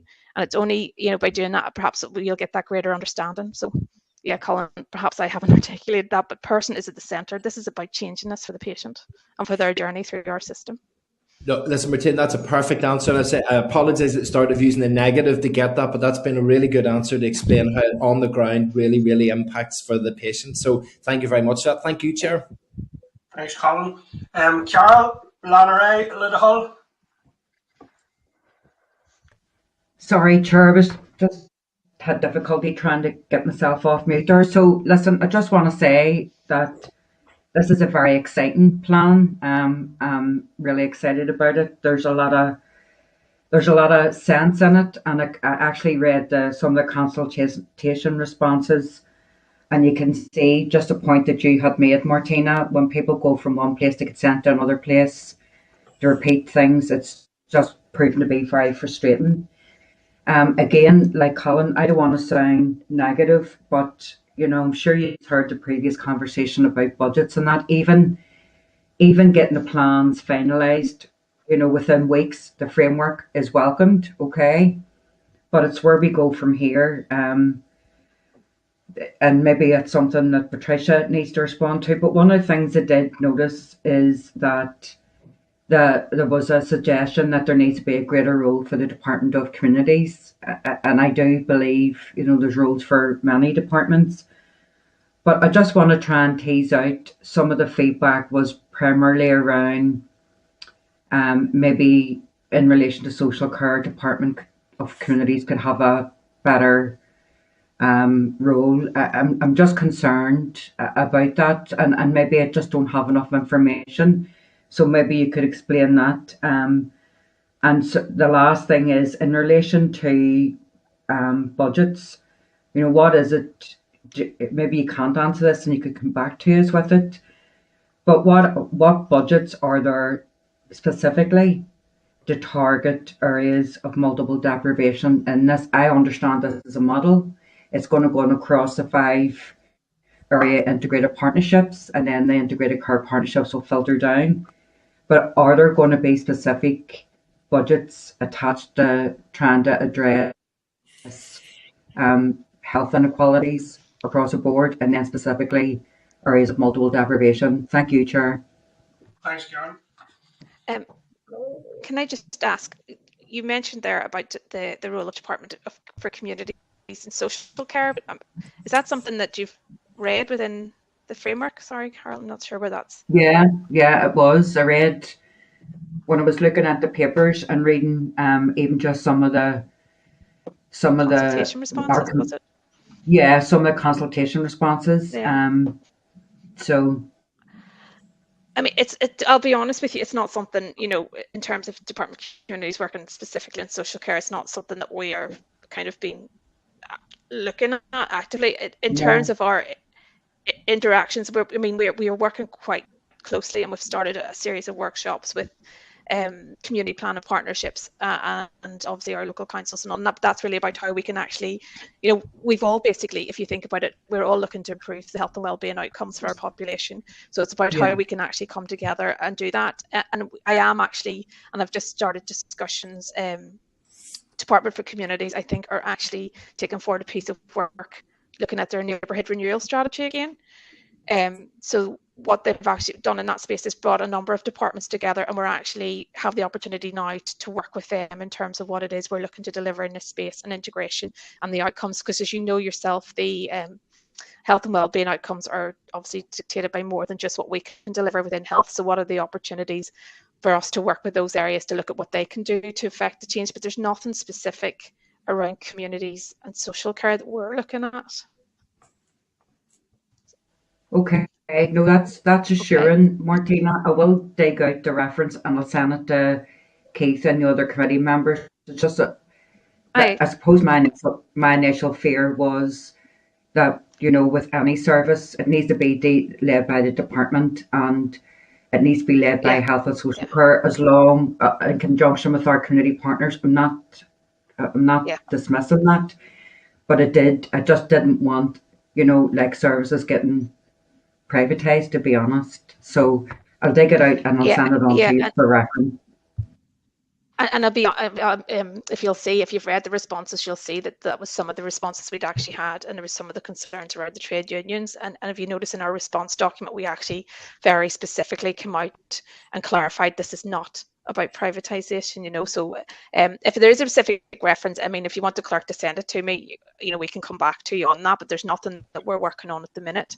In terms of the budget, one of the things we're looking at the minute, so the strategic outcomes, it's kind of been the driver for how we plan the system. And part of that we're looking at is what are the indicators we will look for the system to deliver against. And health inequalities is actually being each of these each of the outcomes, and will play a real part in the actual indicator themselves. So what we're actually saying is what we should be looking is what we need to do to really affect that and improve those outcomes. And part of that budget allocation will be particularly what at this point we to the detail of having this, because obviously funding model work is ongoing.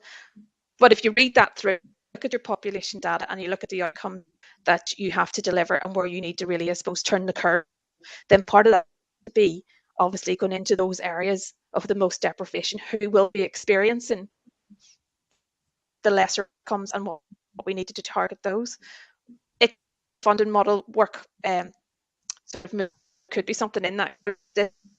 We're just letting that work through, but our intention will be, I think from what the Vincent's working on would be, you can see very clearly where the areas particularly that needs that most focus, and then obviously part of that will be going into those communities, particularly those harder reach communities, to really try to improve their outcomes, because that's the thing that will turn the curve on our overall health and wellbeing outcomes. Okay, all right, Carol. Yeah, grand, thank you.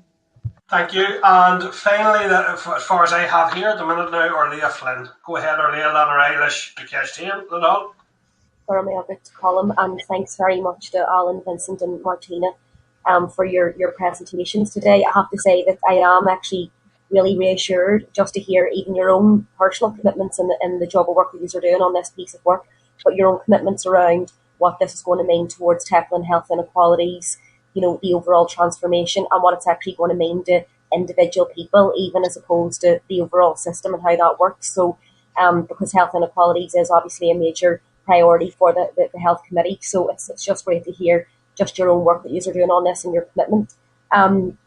So just two quick questions from myself.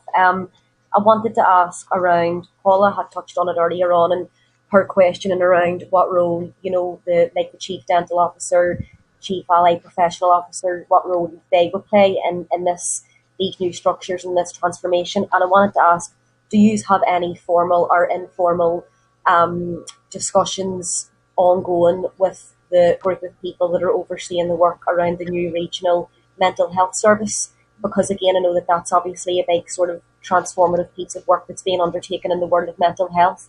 And how will that regional mental health service fit in to the new structures that you're trying to put in place? Yeah, in terms of those kind of chief professional officers, they'll be involved at probably every level. What we're looking at, obviously at the minute, we've got the AHP levels representatives, that minimum representation at the area integrated partnership boards. But I think our point in that has always been that what we're saying is a minimum. So what each area should do is be looking at what the issues are. So if, for example, they've got particular issues that around a type of disease, whatever that's coming from oral health, that then they bring on the sort of those chief dental officers and those people around that table. There'll be a very specific role for them around the regional level, in really providing that support, advice around what it is we need to do and what we need to implement to start to affect the change. And interestingly, when you touched on that, we are working really closely at the minute with the regional mental health service team. ICSNI for us, it's what, like I keep saying, it's one planning system for Northern Ireland. Everything has to be in this system. And as you know, there's significant work going on in that space at the minute, looking at what they need to put in place. So we're actually having a workshop with them, I think it's the 20th, where we're going away, looking at what it is they need to do and what it is we want to do and how we can bring them together. And I think there's an opportunity there, because a lot of what they're doing is looking at where they need to bring that regional coherence, but also from their feedback and engagement to date, they've identified that need, obviously, though, to have that local input and those local nuances at times. And I think looking at what they've done, there's an opportunity for us to learn where we are looking at, say, a service that does need a regional plan, how then we can take the learning from what they've done and apply that to other areas, say, for example, such as children or cancer. So where they're actually suggesting you bring towards a group of experts and service users and carers and people who have had that lived experience, and how they can actually help to influence how we plan at that regional level. So I wouldn't say we've got it sorted, but we are working very closely. So as I said, with workshops ongoing, because both of them are key. But that's just one example. We have to make sure that whatever we put in place there, that can actually read across other areas that have a regional requirement as well. So yeah, work ongoing, but we are very close to them at the minute. No, that's great, Martina. Thanks very much. And I just think it would be important to, whenever you have that overall regional group that's working on this, that mental health does have some sort of an official input into that body, because I know that there's no sort of like chief mental health officer or whatever. So, but it's great to know that you are obviously then having that engagement with the regional team, the mental health team that's in place at the minute. So hopefully there will be a position for that group of people on that regional group. The second question really was just around, so what role will, you have mentioned earlier, Martina, around, someone might have an appointment in one service one day and an appointment in a totally different service the next day. So see the work around the Encompass system, how is that going to fit into the work of the integrated care system model? Again, it's another group. I think the thing we found when we've started this work is that obviously we impact across the system. So we're having to work across numerous programs at the minute, and Encompass is one that we're sitting down to look at what Encompass is obviously going to deliver, but also I suppose whether that is sufficient to meet our needs or whether there's more needs to be done around that. Vincent's been working quite closely around the data. So Vincent, I don't know whether there's anything you wanted to add to that. No, thanks, Martin. No, we've been trying to map out exactly what would go in, how can we best capitalize on the actual project being delivered, and also how can it link to all the different other systems. And we are trying to get a full understanding and full mapping of all the systems that are out there, because unfortunately we have an issue around the harmonization and capturing the right metrics and the right qualitative information at the right level, but in a harmonized way. So that's one of the key focus on some of the work that we're doing at the minute, understanding all this, understanding the progress to date with the development of Encompass, looking at other systems, and I'm thinking particularly around the general practitioner information platform as well, which has critical data in order to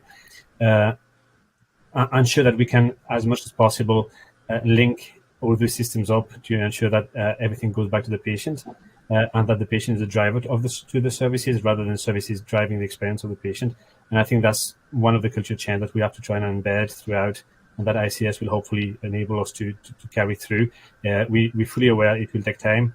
It will take a lot of implementation work around identifying how best to do this, how best to design the good practice. But we are very much liaising and talking to all the different project teams and the planning teams around the trust as well, who are experiencing some similar experiences around their own systems and patient costings and otherwise. So fully aware, but also fully aware of the challenges and the hurdles that we will be facing as we go along, and doing our best to address those. That's great, Vincent. Thanks very much. And Martina, thank you. And Alan. Thank you, Arlia. And I'll just check briefly with the clerk. I have no other indication there, clerk, so I'm going to go back to the panel just to have you anything further, clerk? Chair, you would say to try and bring Paula back in? Yeah, is she on the line? She's on the line there, so we can try. Okay. Paula, thank you. When you come back with your follow-up, Paula, we didn't get any of that, so if you could start from there, sure. Please. Thank you, Chair, and thank you to Arlia. She picked up on the Chief Dental Officer, etc., so we need to cover that. It was really just about making sure that there's fresh thinking and fresh blood around the table. There's some people who have got more time than others and more sort of connected into networks and probably will feature in a lot of these boards going forward. But it's just to make sure that those people who maybe should be there and can't because of work commitments, caring commitments, or maybe are even too ill dealing with their health condition, how are you going to make sure that they have a really robust central role in this? Thank you. I suppose you're right. I think the key for us is obviously that we need to recognise that, as we said earlier, the expertise and the leadership and the capacity that's already been built up across the system. But we also need fresh eyes on this, and we need, as you say, to bring those people in, particularly those people with that lived experience. And that's not just the people, as you say, who are perhaps suffering, but those people who care. So carers has been a big thing for us when working through that. So how do we support them? And I think that's part of the work I referenced earlier in the service user and carer group. So part of what we hope as will be the outcome of that work and the outworkings of that group and our consultation with them is how we can actually develop a system that makes sure that they can and be around that table and can fully contribute to that. And there's so many ways you can do this now, as you know yourself. I think if anything we've learned from COVID is that you don't necessarily have to have meetings at very set times during the day. The digital advancements has been great. So there's a lot of thinking for us around that, but it goes back to what we said at the start. This is about collaboration and partnership, but it's about equity and parity, and it's about making sure those voices, and I think Alan picked it up earlier in terms of his planning, it's about making sure that those smaller, lesser sort of known diseases or whatever are not overlooked in this system, that everybody's voice is heard. So, it's incredibly difficult and it's incredibly challenging, but I think there's a will to do it. And particularly actually, I have to say, amongst the service users and carers and the voluntary community sectors we've been working with, there's a real drive to really make this work. So as I say, that's key of what we're putting up in this group. How do we make sure that they can be fully supported to be around that table, to have their voice heard around that table? And that does mean, as you say, thinking perhaps about how we might have to do things differently in the future to accommodate that. But it's all within the work that's been taken forward. Perfect. Thank you. Okay, thank you, Paula, and thank you, Martina, and your team there. I have to say, it has been, and the word exciting has been mentioned several times. I think this is an exciting area of health, and actually I think it's where the game changer probably resides if we can get this right. And not only convert the commitment and the passion that you and your team are demonstrating to it, but that we can bring that energy into a much bigger system. Because for me, the whole transformation agenda is absolutely interlinked here. And if we can get this type of approach in place, and you have local communities engaging in discussions about what their health service would look like, what their needs are, what their hopes are, what is possible within all of that. But if you have that at a grassroots level and people in local areas who local people know and trust and are engaged with on a daily basis, I think that could lead to genuine transformation, which is genuinely agreed. And I have to say, an ongoing consultation process of this nature would be reassuring for communities there's nothing worse for communities than hearing transformation dressed, collapse of a service being dressed up as, oh, that's transformation, let's move on. That puts radars up immediately. But a genuinely integrated and involved approach, and I'm picking that up from what you're saying. So I think it's been a good session in that sense. I do wish you all the best in the time ahead, and I do hope that this gets ingrained and seeded right throughout the whole system. That type of openness about engagement, the issue of empowering people to engage properly and effectively, that's really important. I was thinking when Colin had referenced his question there, and it was a good question, I thought, as well, about how does it benefit a person in a community. I think actually an equally good question and another important question is, how does it benefit a person and a community? And I think that's the type of thinking that we want to get to, because there's no question that every crisis also brings with it an opportunity, and we are in a crisis, and the opportunity here is to start these really fundamental conversations across our communities and across the entire area. The other thing I will say is just, and it was touched upon, but didn't get just the nature of the discussion but it's really crucial that trades unions and representative bodies are also involved. I know they have been mentioned, and I know you have indicated that they are involved, but I would also be very supportive of that. So that's been a good session. Martina, do you want to make any closing remarks before I let you go? No, Chair, just to pick up what you say, we do have actually now obviously formal engagement with trade unions established and regular meetings set up. And I suppose just to thank the committee just for obviously their support in what is, I would have to say, a very huge and complex piece of work, but the support is really valued. So thank you. Yeah, okay. Well, listen, thank you for your attendance here this morning. And as I say, I wish you all individually the best over the time ahead, but I very, very much wish you a fair wind with this very, very important, and I believe genuinely itself transformative piece of work. And I look forward to seeing how this links into that broader transformation agenda, and the principles that we've discussed here are brought through that. So thank you, Martina. Thanks, Vincent. And thanks, Alan. Thank you. All the best. Okay. Thank you, Chair. Thanks. Bye. Okay, members. So I'm going to take a short break there, and we'll come back then, please, at 11:25, members. So I think that's about a 12-minute break. 11:25. Thank you.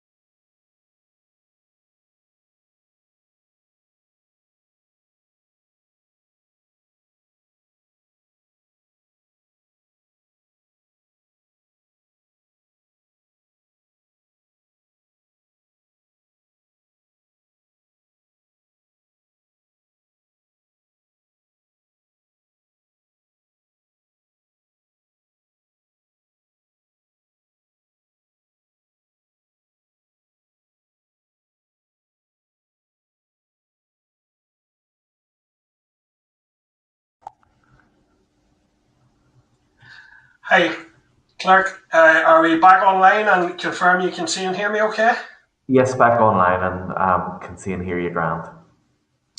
Okay, thank you, members. So we will resume then with our next briefing, which is item 6, and this is a transformation, in relation to transformation, a briefing from the Department of Health.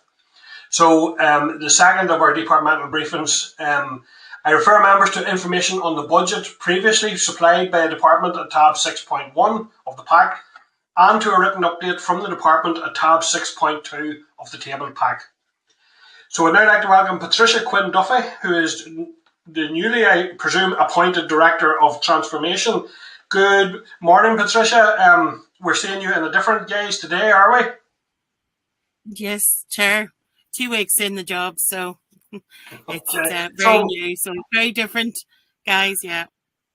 Okay, well that's welcome you to your new role, Patricia. I know you've dealt extensively with us on the issues around Brexit and issues like that. So good luck and no small role this one either, I have to say. But I know you're more than well fit for it from your engagement with us on different on other aspects of work.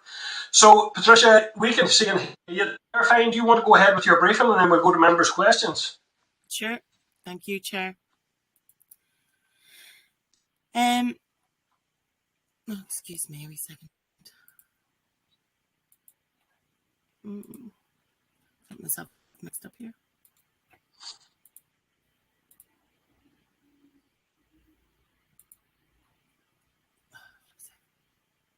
Sorry, Chair.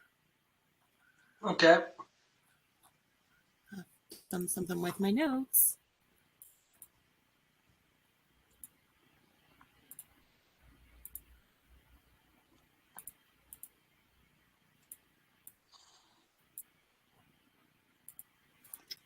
Computer problems.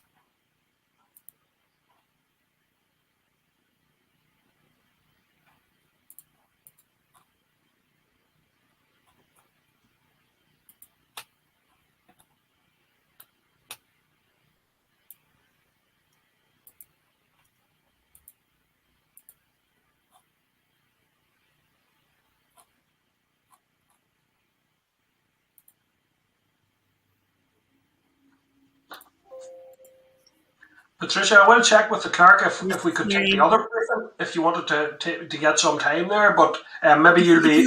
I don't know what's happened with. I don't know what's happened with me. I had everything ready there and it's disappeared. I'm very apologies about this. No problem. We'll give you a few minutes, so don't worry about that. Those things can and do happen. Oh goodness. So, Wonder Clerk, should we suspend for a minute or two, or what do you think? Yes, sure. If you want, we can suspend for a minute or two, and if Patricia's still having a few issues, we can move on to the car parking charges and then come back after that to the briefing. So we can take a couple of minutes and see if Patricia and I can get the next briefing lined up so we can. Yeah, so we'll give it 2 minutes there, and members just want. Yeah, okay. Go ahead, Patricia, no problem.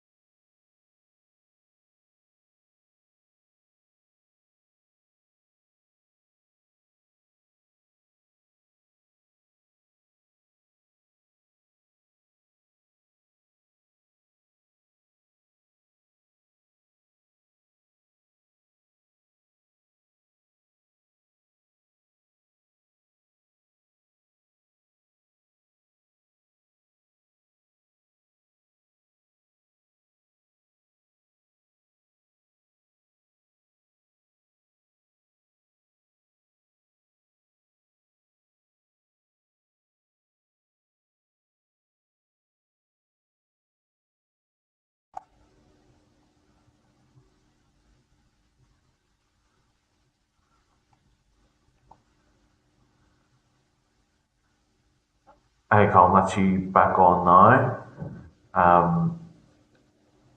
Do you want me to bring Patricia? Do you need a bit more time, Patricia? Just 2 seconds, and I'll see if it's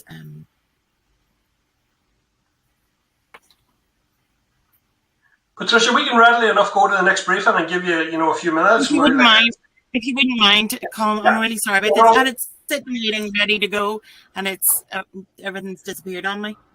Listen, that happens. We can go to this other briefing and we'll come back, and that'll give you a decent amount of time. We'll come back to Patricia. Thank you. Okay. Fine. Okay, members. So I'll confirm then that we are going to move on then to our next briefing, which is a briefing from RAISE in relation to the Hospital Parking Charges Bill. So we're continuing our scrutiny of the Hospital Parking Charges Bill.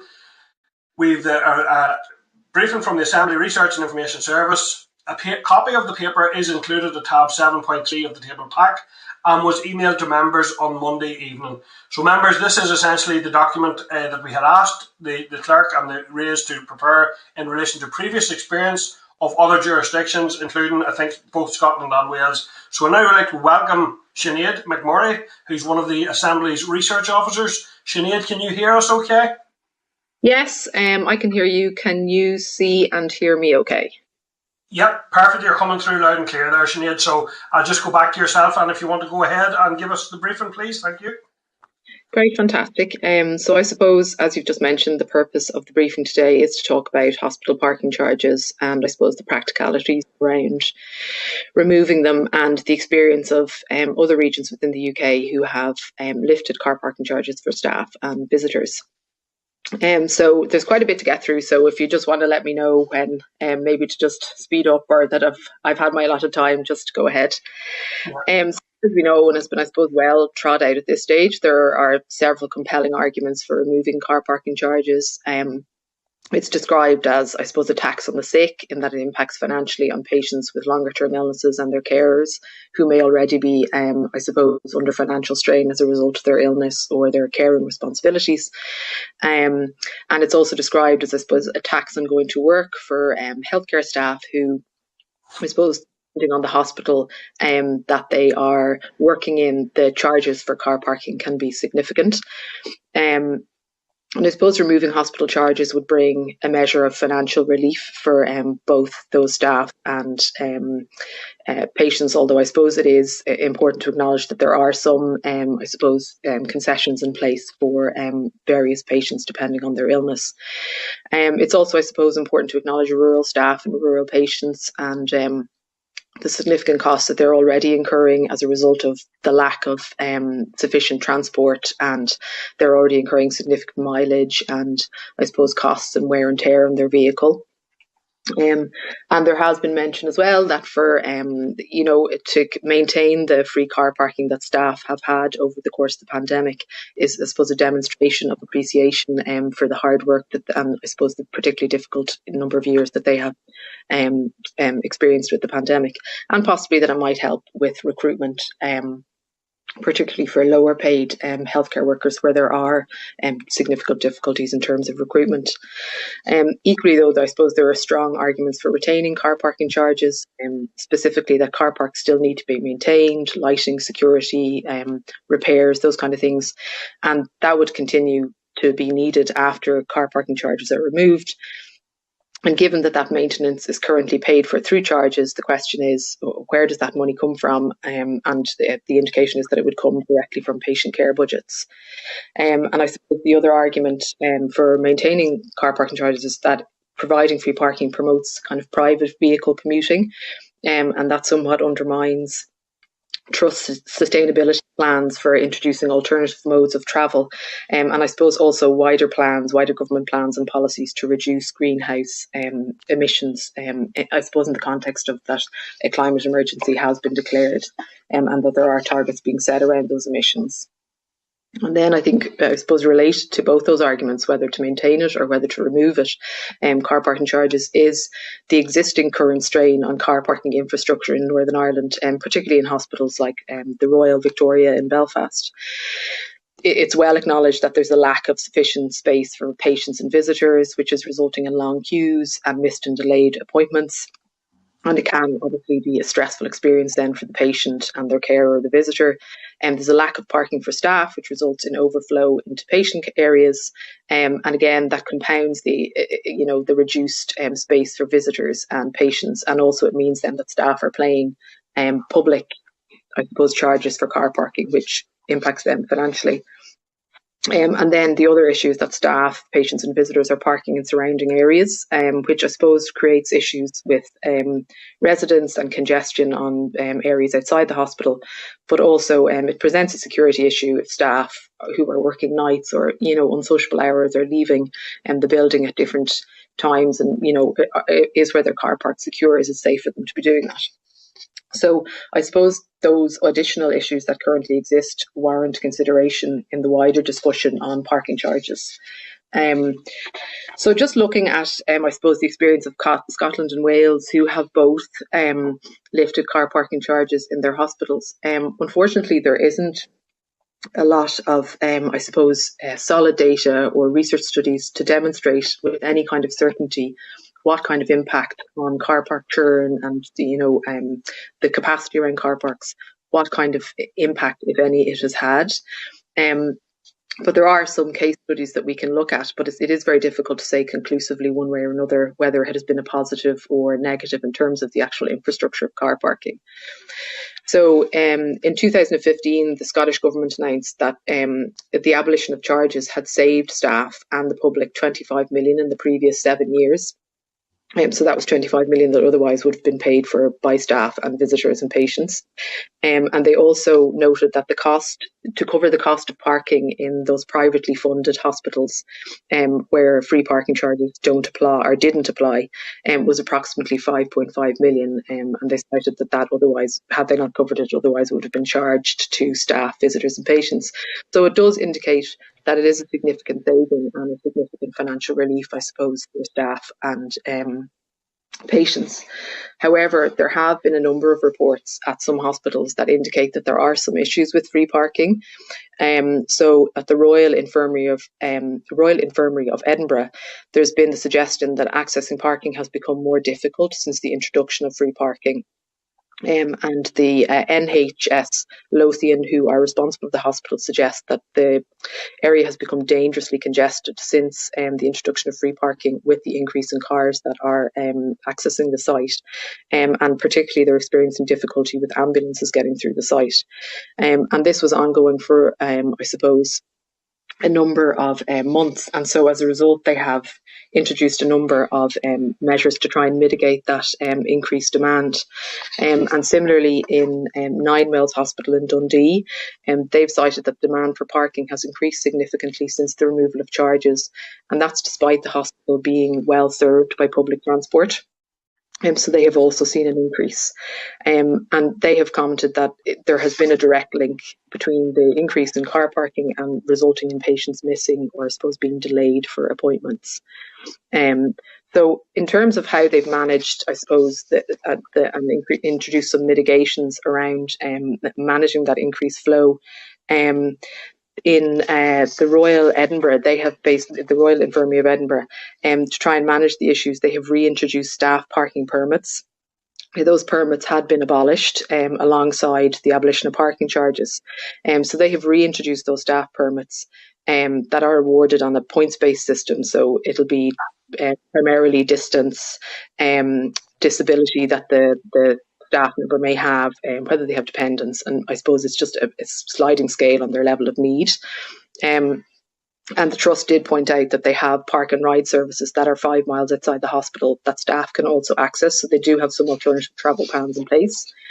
But it does cause significant controversy, particularly with clinical staff, who suggested that the majority of spaces in the hospital that were being taken up by staff who were working core administrative hours, so those sort of 9 to 5, 8 to 4 hours, when in actual fact the staff who I suppose were most in need of the car parking spaces are clinical staff, because they're the ones working I suppose, the most unsociable hours and the ones coming out at night, where it wouldn't be safe for them, I suppose, to be, going to side streets. Or there was also a suggestion that some of the staff were nervous about using the park and ride late at night because it wasn't very well staffed and serviced. So I suppose to mitigate that, what the hospital did is they've introduced shuttle buses that run earlier in the morning and later at night to accommodate the staff. And also they have added additional shuttles. And what they have done is reintroduced parking again for all staff, not just those who have a parking permit, but for all staff after 11:30 a.m. So to accommodate those, I suppose, more clinical staff who would be coming on shift later for, say, 11, 12-hour shifts. And they're trialling that on a trial basis, I suppose, to see what kind of impact it will have on congestion. And similarly, in Nine Mills Hospital, what they have done is they've introduced separate car parking for staff and separate car parking for staff, patients and visitors. So patients and visitors can only use one car park and staff can only use one car park. And they've introduced a number of short stay car parks in the hope that they're located near the hospital, and in the hope that would encourage, I suppose, more quick flow in terms of in the car parks. And they've also introduced staff-only permit parking. So it just means that those staff who have permits, who are deemed to be most in need of parking, will have parking every day available to them. So I suppose the experience in Scotland does show that it isn't representative of every hospital in Scotland, obviously, and there isn't any data to show I suppose, comprehensively what the issue, whether it has impacted, and what the impact of those mitigations that the hospitals have brought in, and how that is all balanced out. But it does demonstrate, I suppose, that potentially there is issues with introducing free parking in terms of increasing the demand, but also that there are mitigations that could be put in place to manage that. But I suppose that all, again, depends on finances and planning and procurement. Similarly, in Wales, let me get my notes here. Sorry, just one second. So all parking in Wales has been free since 2008, apart from car parks that had private contracts in place. And the last of those, the government decided they would let those contracts run their course. And then the last of those contracts ran out in 2018. And one of those hospitals, the largest hospital in Wales, is actually University Hospital Wales. So as a result now, car parking is actually free there as well. So it's free for the first 4 hours, and then you have to register at a terminal to get an additional 4 hours. But they have also cited that since the removal of charges, the volume of cars accessing the site has increased significantly. And again, it has resulted in difficulty accessing the site and overspills into residential areas. And I suppose with that hospital, despite it being the largest hospital in Wales, there is a significant lack of public transport to access the site, which compounds the issues.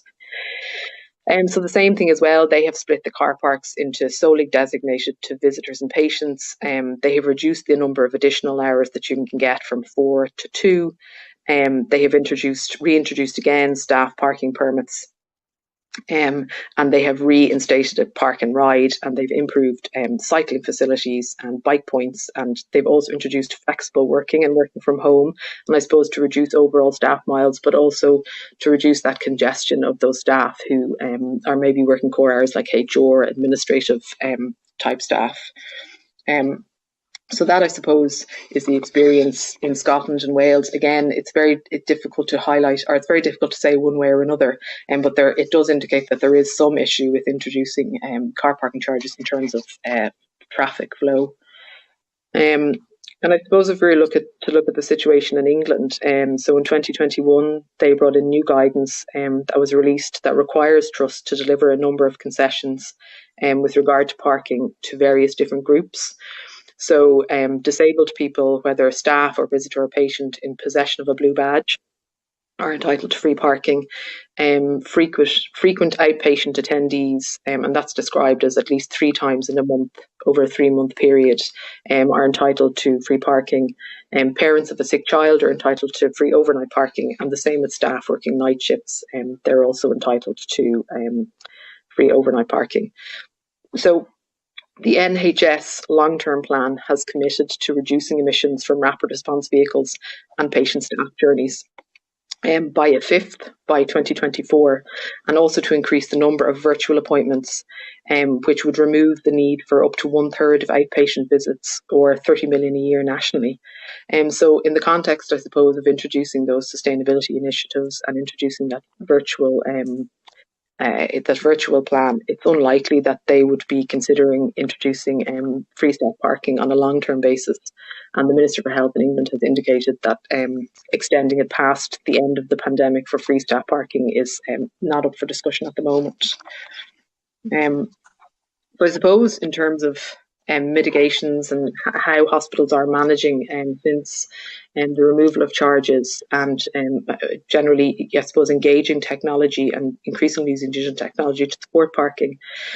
Specifically, a lot of trusts in other regions have engaged the use of automatic number plate recognition technology, or ANPR.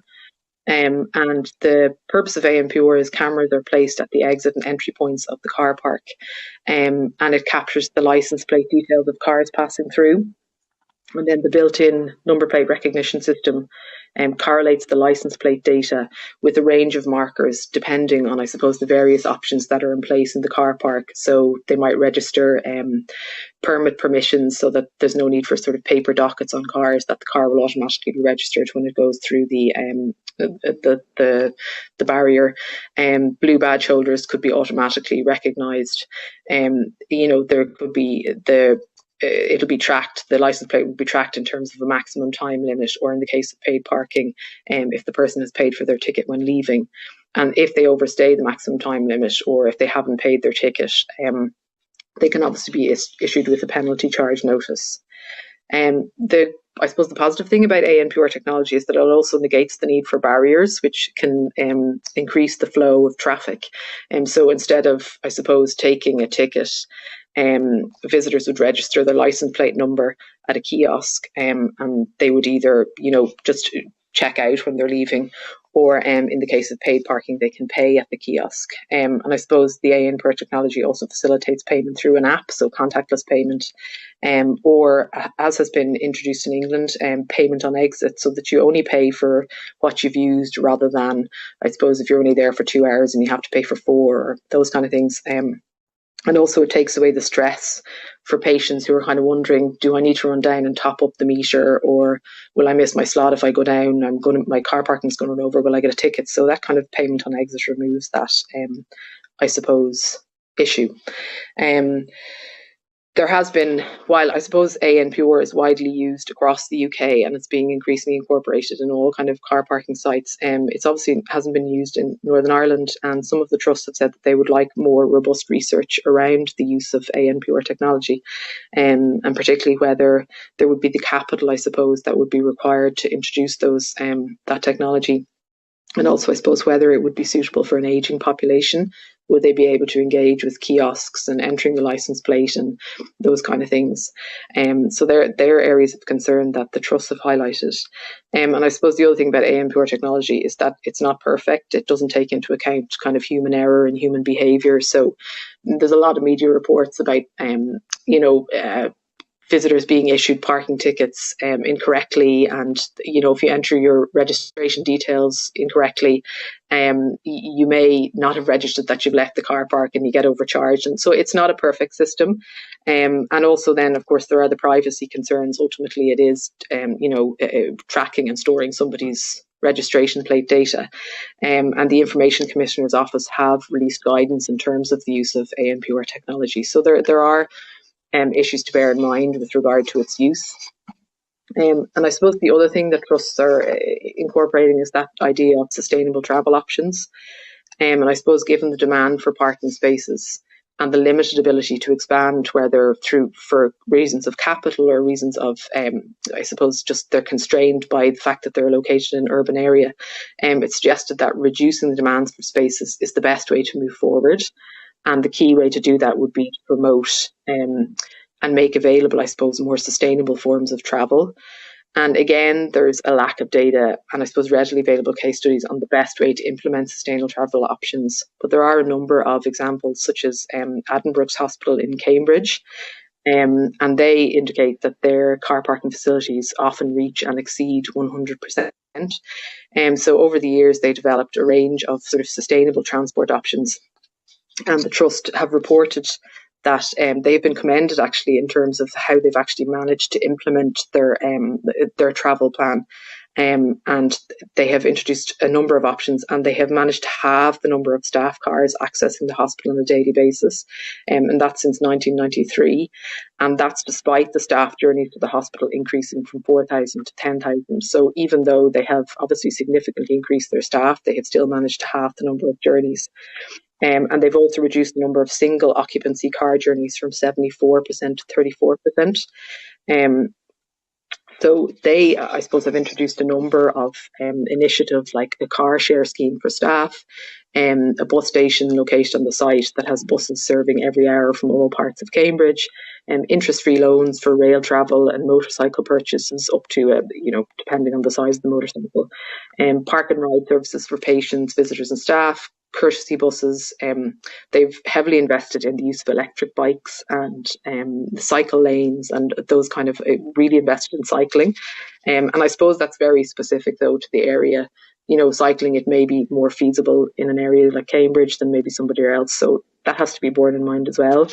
And I think those types of initiatives are in place as well. If you look at the Belfast Trust, they have a number of sustainable travel initiatives in place too through their 2018 travel plan. So they have free park and ride from Blacks Road to the Royal Hospital every 30 minutes. They have an internal shuttle bus between the Belfast Trust hospital sites. They have a range of biking options as well. And then they're also planning on introducing additional park and ride facilities, and I suppose a TransLink public transport hub adjacent to the Victoria and Belfast City Hospital.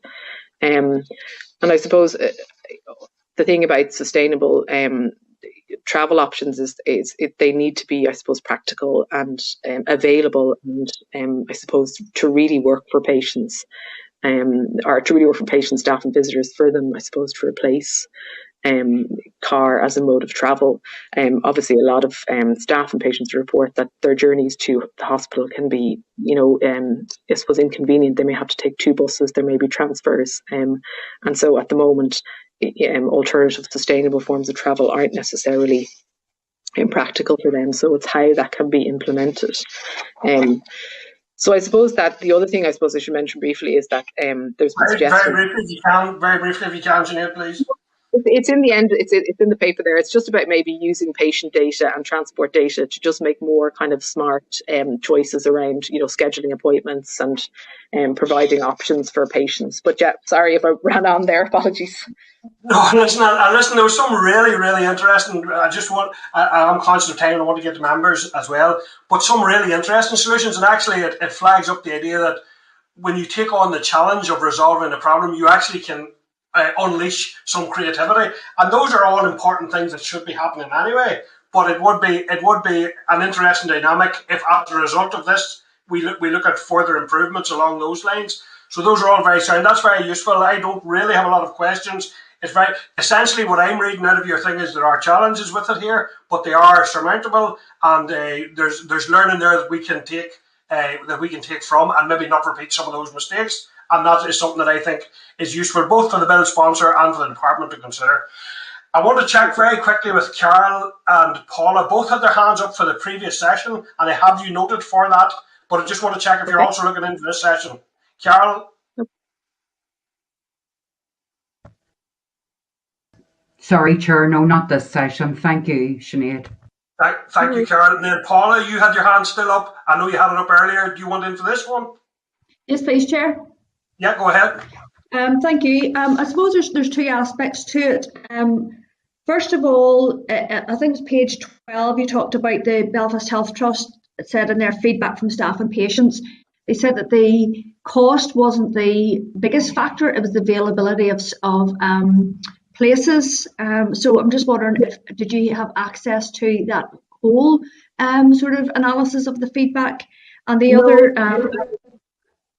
And the other aspect would be, I think it was page 2, you talked about the Bliss and Tiny Life communications around, research with parents around the fact that some of them were paying fees, going to hospital every day to look after their sick children, but weren't aware that it was actually free. So I'm just wondering, did you have a sort of an analysis of how the hospitals and the trust were communicating where there was free and concessionary car parking? Because I think that's part of it as well, that people are eligible at the minute, some, but are not availing of it. Thank you. And I think that's something that has just come up in other, just some case studies and things that I read, even simple things like signs around the hospital and signage, very clear, I suppose, very clearly explaining what the parking rules are and what is available and who to contact would actually help with that communication issue, because as you suggested, maybe is just a communication issue. But no, unfortunately, I accessed what the point on the Belfast Health Trust was, what they had put in their submission to yourselves and their evidence. And I suppose it was in response to the consultation that had shown that there was an overwhelming, desire for people to see car parking abolished. But they had said that in actual fact, what they hear is more about, I suppose, the situation within the car parks themselves and the stress that is causing for patients. And in terms of the research report on Bliss and Tiny Life, again, there wasn't the breakdown of where that communication issue was, and that was just what they had reported. But I suppose, as you mentioned, it is, as you suggest, it is a communication issue. And as you say, there are those other options available, like there's the hospital travel cost scheme, and there is some, I suppose, the hospital are allowed in certain instances to, have discretion around allowing patients to, have free parking, and it's around whether patients actually know they're able to ask the hospital staff themselves, are they entitled to any free parking given their situation. Yeah, thank you. And just a brief comment then, Chair, if I will, just to put it on the record. I suppose my concern in terms of what I should have said, Sinead, I thought it was a fantastic research paper and well done pulling it together so quickly. It was really thorough. I suppose a takeaway from it is that there can be unintended consequences for the removal of the car parking charges, and it's very difficult then to try to reintroduce a scheme back, even if it's a point-based system, as I think one of the Scottish models were. And I think that's part of my concern, that if we took it away, it's very, very difficult to put it back in place. So thank you. Thanks again. No worries. Thank you, Paula. And funny, just in relation to that section, I thought it was interesting that the Belfast Trust said the cost was not the biggest factor, yet they are proposing to increase the charges and therefore maybe increase what is essentially, as you have said there at the earlier stage, really it's a tax on the maintenance of lighting. It's asking the staff, I suppose, to pay for that. But anyway, that's an interesting dynamic. Deborah, go ahead, please.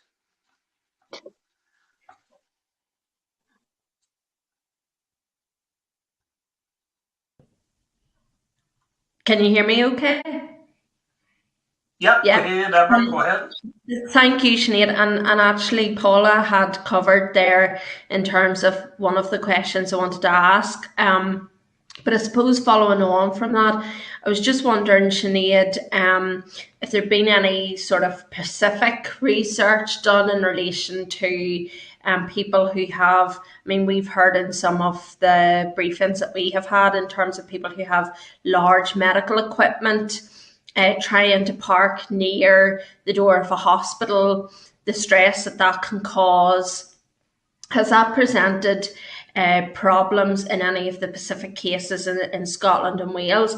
And in those cases where in Scotland and Wales, are we seeing people missing appointments, turning up late to appointments in terms of Scotland and Wales, maybe as a result of that?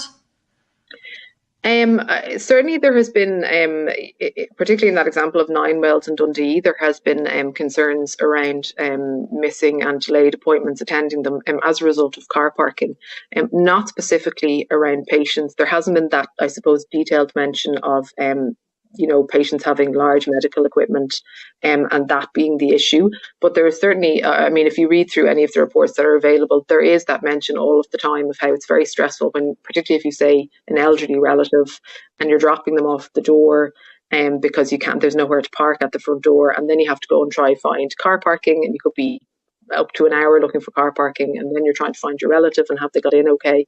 So that there is significant reports of that, not specifically around heavy medical equipment, no, but in general that is something that comes up, that you're often you can't accompany carers or whatever, aren't able to accompany their person into the hospital because they have to go and find car parking elsewhere. But so not specifically. There has been mentions though of I suppose staff like allied health professionals who would have a lot of equipment, physios or occupational therapists, and them getting around needing car parking spaces because they just can't use alternative forms of travel and lugging that kind of equipment around. So the same thing would apply, I suppose, to patients who have heavy medical equipment. Okay, thank you for that. I suppose that has been just a concern of mine as we have been going through the bill, is just, how are we making sure that, the bill, and I don't think anybody argues in terms of the, the intent of the bill, but it's just how do we make sure that those people who really need this, in terms of free car parking, actually do get to avail of it. And, I think the report, Sinead, has been very useful. And I would just echo in terms of Paula's comments as well, just to have it on the record myself, just there is some unintended consequences, and I think we do have to look at that very seriously. And I do appreciate some of the information that has been coming from Scotland and Wales, so thank you for that. Thank you, Deborah. And going then to Pam.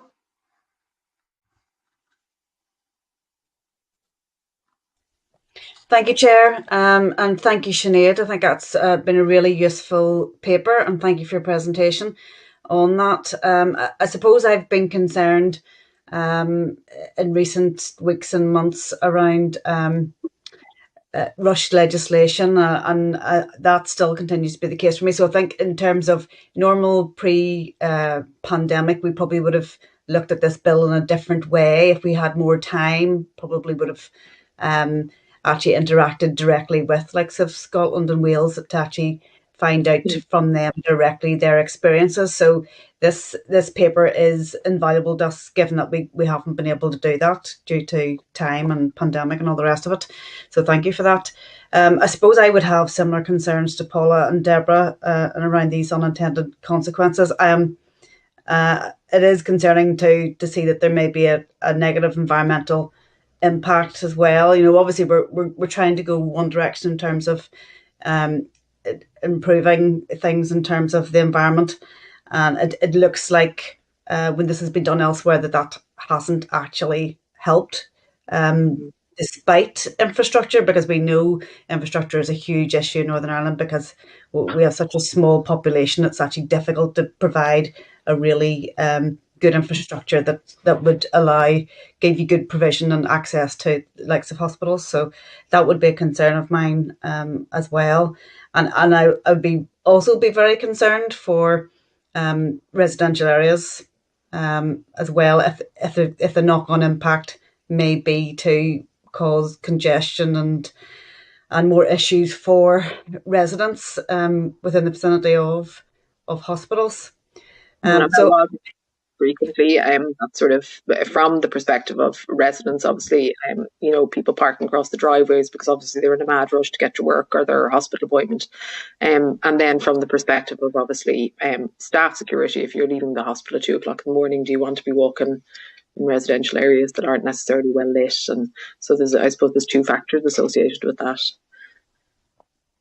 Yeah, I think that's right, Sinead, and certainly it's something that has been reported to me in the current circumstance where there isn't enough parking in Belfast, and there are staff who are travelling quite long distances to get to work at unsociable hours, and because of the lack of parking, and even when it was free during the pandemic, you may not get a space and be forced to bus or walk long distances after long shifts in dark, and it's not ideal. I think we do need to take maybe a bit more time on this to ensure that it's gotten right. So I suppose I think we may have to, as a party, reserve our opinion on it at this stage. But I want to thank you again, Sinead, for that paper. No and problem. for your, thank you. Great. Thanks. Thank you, Pam. And yeah, in terms of the environmental, it would appear to me that it's in how you go about it, because it seems clear that Addenbrooke's actually, despite more than doubling their staff cohort, halved their car parking. So while they increased their staff, they halved their parking. So that has to be a good environmental impact there. And some of the solutions sound quite interesting in that sense. The other thing I do want to say is, we have taken significant evidence on this. I believe actually we have taken evidence from everyone who is involved and who is a stakeholder in this. We've heard from the department, we've heard from trusts, we've heard from staff representative groups. We've now heard today the raised paper that we had asked for originally. So I don't recognise that this, actually, I have to say, Pam, I don't recognise that this is being rushed at all. I actually think we have consulted with everyone. Now, there are clearly issues, and the department, to me, clearly appear to recognise those, but have stated that they support the intent of the bill and are prepared to work with the bill sponsor. So that process can continue, but I certainly wouldn't accept that this has been any way truncated process. It has not. We've spoken to all the relevant stakeholders, in my view. I'm going to go to Carol then, and then Orlia, and then Alan. Go ahead, Carol. Chair, can I come back in on your point? Yes, go ahead. It's just that it was quite pointed back at me, so it was. So I think it would be fair to let me respond. Chair, I think what I'm saying, I'm not saying that the process is not done properly. I'm saying, had we more time, we might do it differently. And had we not been in a pandemic, we might have taken evidence directly from other jurisdictions, and we might have invested more into the process. And I don't think anybody could argue that especially with the amount of bills we've been dealing with, the amount of legislation, the amount of regulations we've dealt with, that I think we've all felt rushed on lots of issues. I don't mean just this bill. I mean many of this. I'm not saying we're not doing it properly. I'm saying that it does feel rushed. Okay, fair enough, Pam, and you're certainly entitled to that. But I would also point out the fact that as a committee, we have met continuously, repeatedly. We have created excellent meetings. Now, I think that's a credit to the committee, I have to say. We have extended the time in terms of the effort of our work on this committee, and I think when we see the overall report of how many times I think we at least in some ways address the issue of time by working harder, and I welcome that, and I appreciate members' input into that. But anyway, fair enough. So I'll go then to Carol, and then Orlia, and then Alan. Go ahead, Carol, in the hall. Sorry, it's just saying something about my microphone. No, Chair, I agree with you. I think there has been consultation. Even the consultation around the bill has been quite important, and the evidence that we've taken has been really good.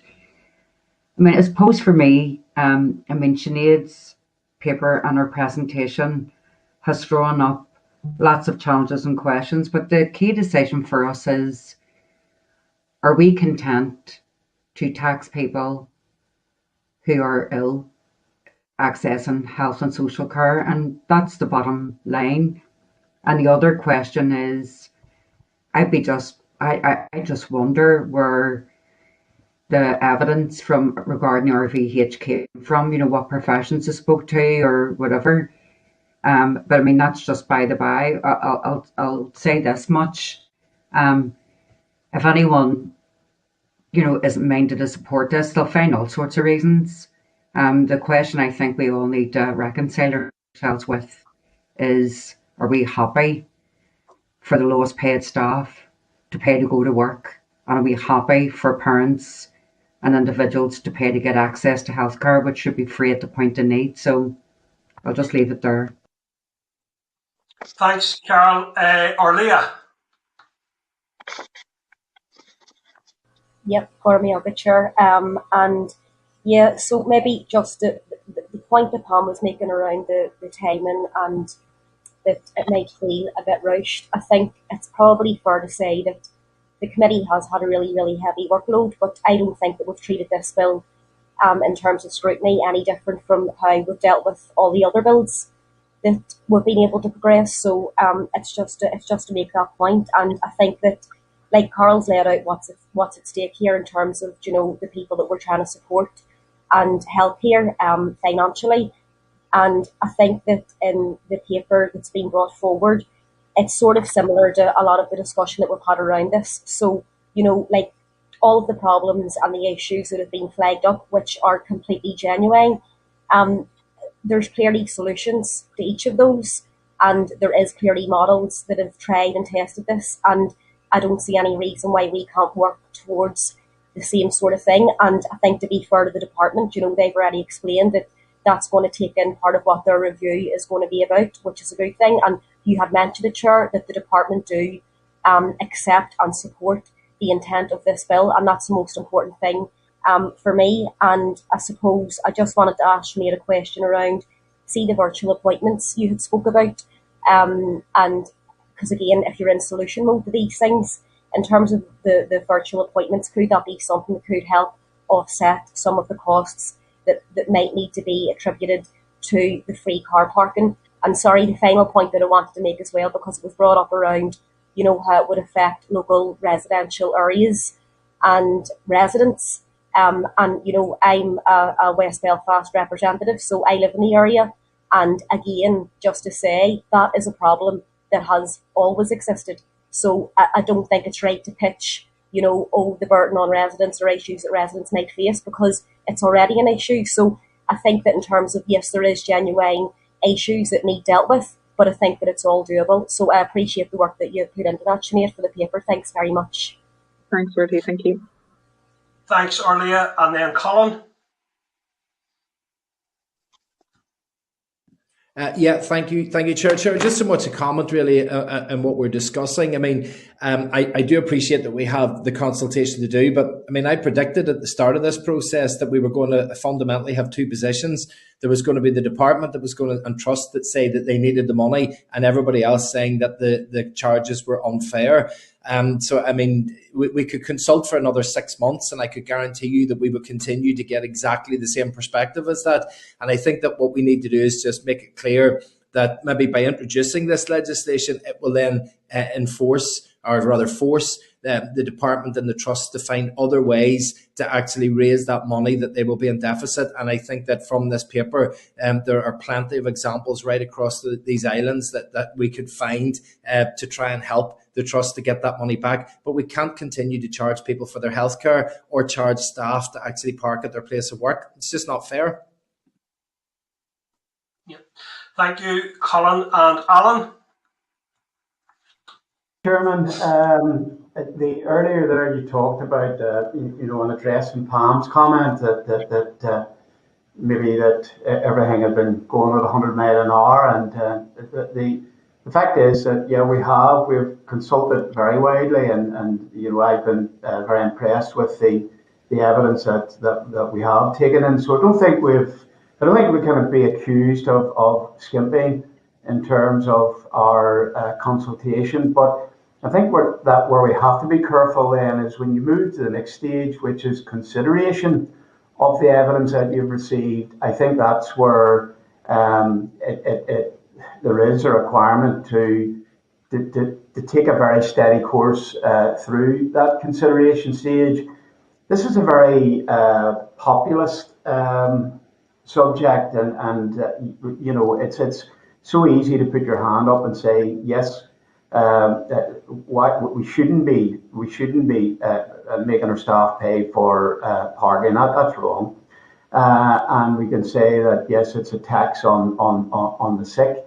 And you could even use the term that it's an immoral thing to do. But I think that taking all that into account and accepting all that, there may be other solutions other than universal free car parking. Universal free car parking may not solve all those issues. If the sick people who we don't want to tax, or the staff who we don't want to charge, can't get a parking space at the hospital, or can't make an appointment, or can't make a clock in at the start of their shift, then that's not really been helpful to those people.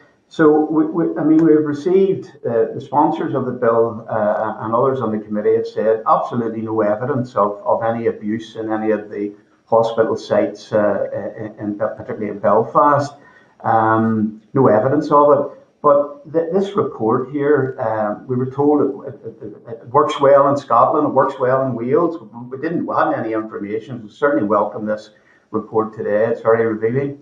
But this report today, I think, does paint and hints at a slightly different narrative around abuse, because we can see that the hospitals, particularly in Scotland, are concerned about some of maybe what have been unintended consequences. So I think we'll have to look at that as well. But in terms of the just one issue, maybe if I could ask a question, Sinead, was around the number plate recognition system. It would appear to be a fairly straightforward system, but how do you cope with, say, someone who can drive themselves to the hospital for, a regular outpatient appointment? If suddenly one day they just don't feel up to being able to drive themselves, so they get a sibling or a family friend or someone to drive them to the hospital, and they have an exemption for free car parking, driving their own car, which is registered. How do you cope with that if the person's car at the last minute decide to come in another car? How do you get around that? Is there a system to extend the exemption to other vehicles at the last minute? And is that an administrative burden to the authorities that would have to comply with that? I'm not sure on something so specific as that. I do know that there are lots of different types of ANPR technology out there. They can be configured in all sorts of different ways depending on what the specific needs are of the specific hospital. I don't know in that sense. I don't know whether that would require that you'd have to go into the hospital and maybe there would be some administrative duties around that. In all honesty, I'm actually not entirely sure. But I do know that they can be configured in lots of different ways, and they can be very highly technical, or they can just be a basic package.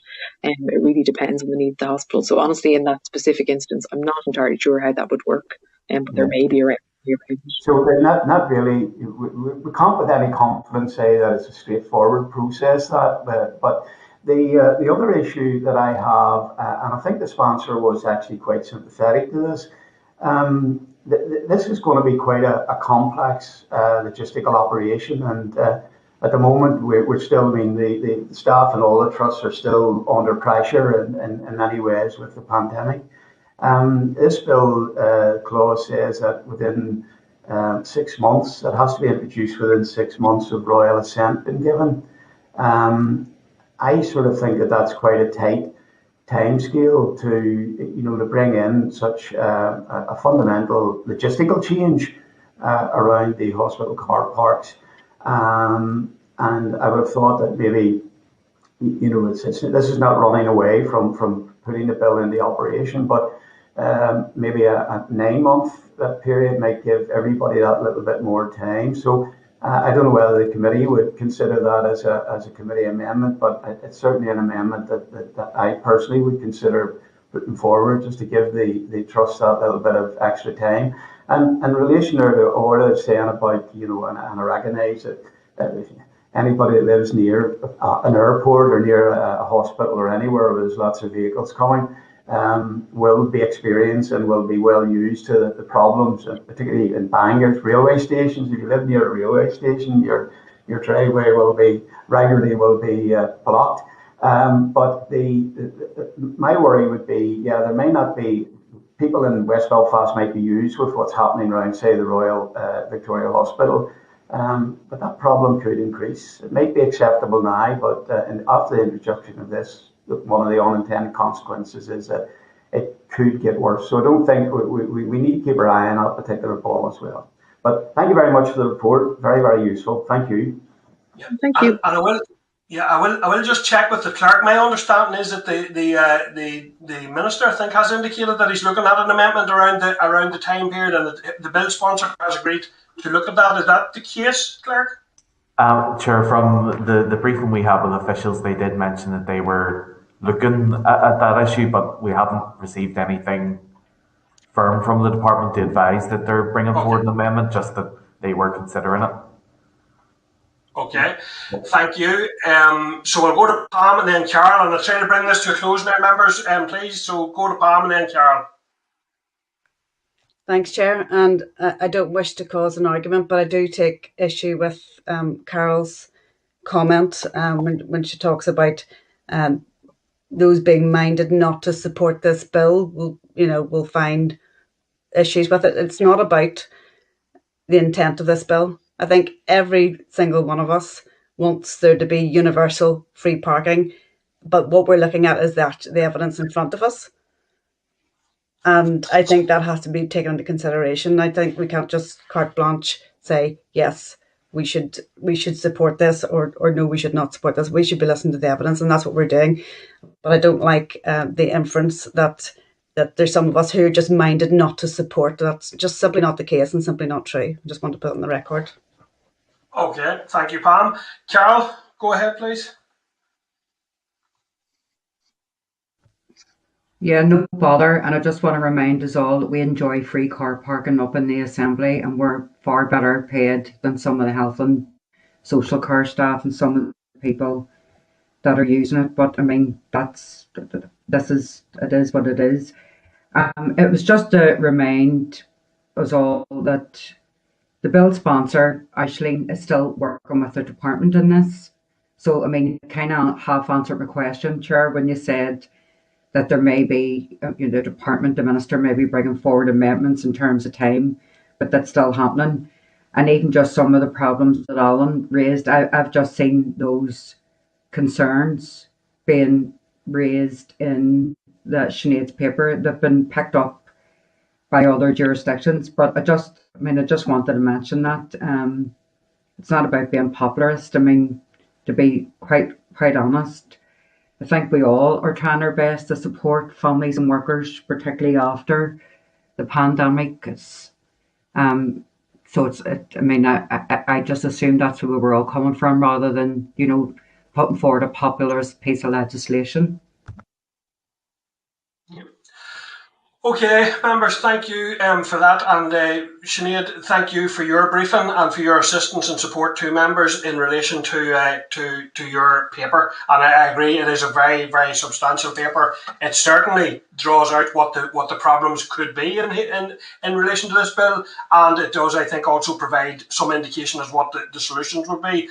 And again, as in many areas of life, very often challenges can themselves generate creative and new thinking around how we do that. So I for one would be all for capitalising on the opportunities in that sense, and also addressing and this is where I come at that. This is an opportunity for me, for this committee, actively in this mandate to address an inequality and an inequity here, that we do have staff essentially paying for the car parks. That's what it boils down to for me.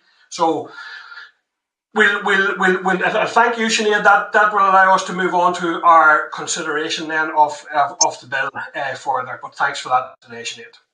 Thank you. So, members, we're then due to go to formal clause by clause consideration and then consider the committee's draft report. So, if we need further consideration around potential amendments, then we would need to go into closed session. So, I want to take a view from members. Are any members proposing amendments at this point in time? Or can we move to clause by clause? Sorry, Chair, we're just bringing members up now. Okay, thank you.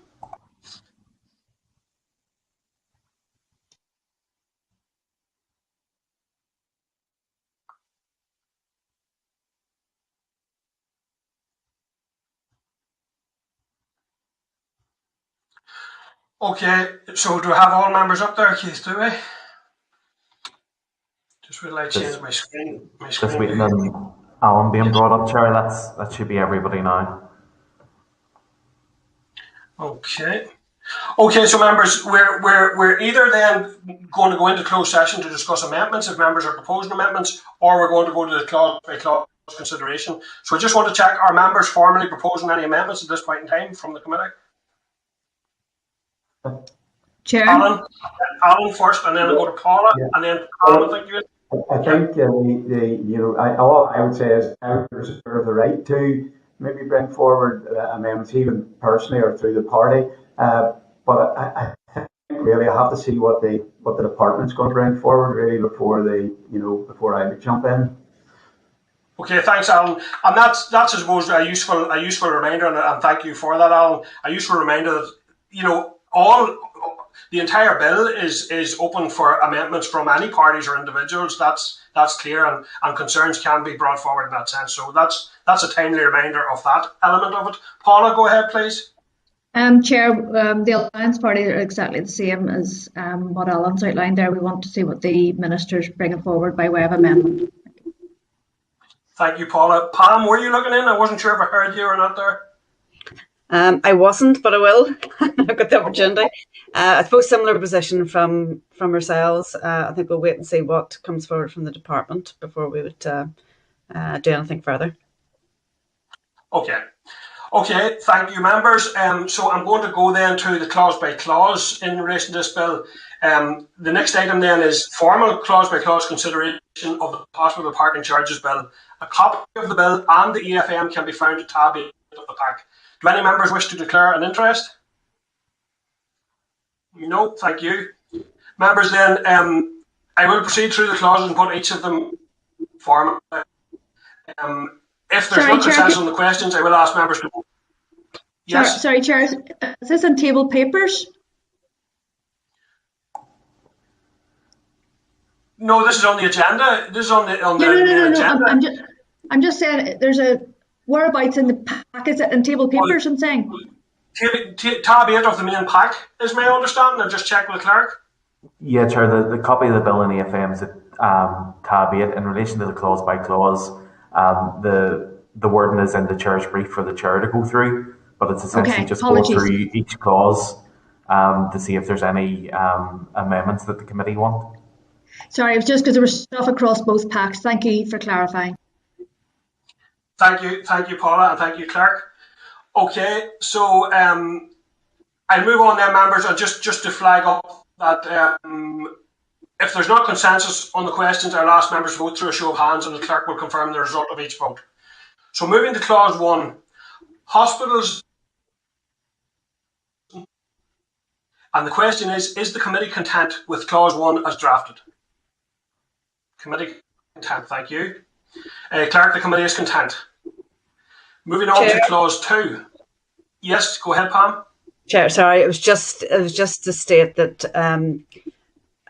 Deborah and myself are not taking part in the vote. We're not voting for, against, or abstaining. We're just not taking part at this point. We're reserving our judgment. Just for clarity. Chair, I'm the same, Chair. Thank you. Yeah, Chairman, that would be my position as well. That would be my position. Okay. Yeah, thank you. Thank you, members, for clarifying and putting that on the record. Thank you. So I'll move on then with that on the record to clause 2, which is around commencement. And the question in relation to clause 2 is the committee content with clause 2 as drafted? Yeah, committee content. Thank you. Thank you, members. Moving on then, so clerk, the committee is content with clause 2 as clause 3, the short title. So the question is, in relation to this, is the committee content with clause 3 as drafted? Agreed. Yep, the committee is content. The committee is content, clerk. Please record. And moving on to the long title. Is the committee content with the long title of the bill? Agreed. Agreed. The committee is content, members. So the committee is content with the long title as drafted. Okay, members.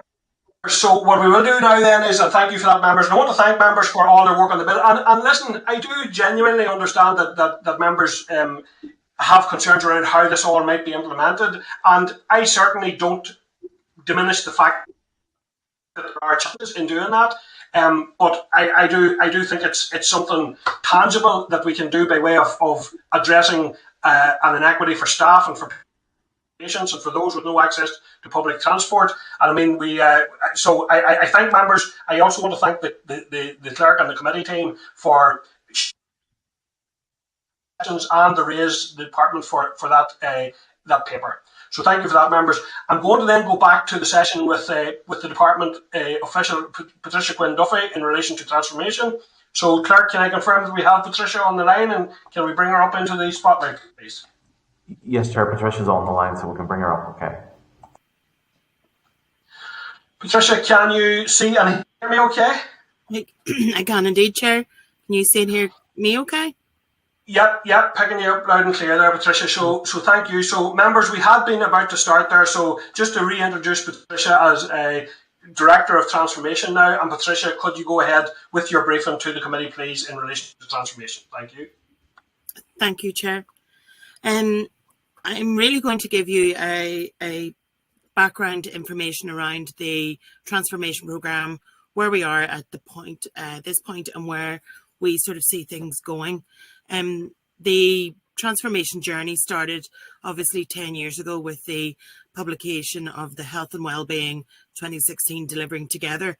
It is a 10-year transformation programme and strategy to deliver the transformation of health and care services to meet very difficult challenges at that time. Obviously, we're now at a halfway point, and the process has been challenging to date. And we're now starting to move out of the pandemic, and we're finding ourselves in an even more changing operating and more challenging environment, where the transformation programme is entering a new chapter and really does need to be realigned with the rebuilding coming out of the pandemic of health and social care services.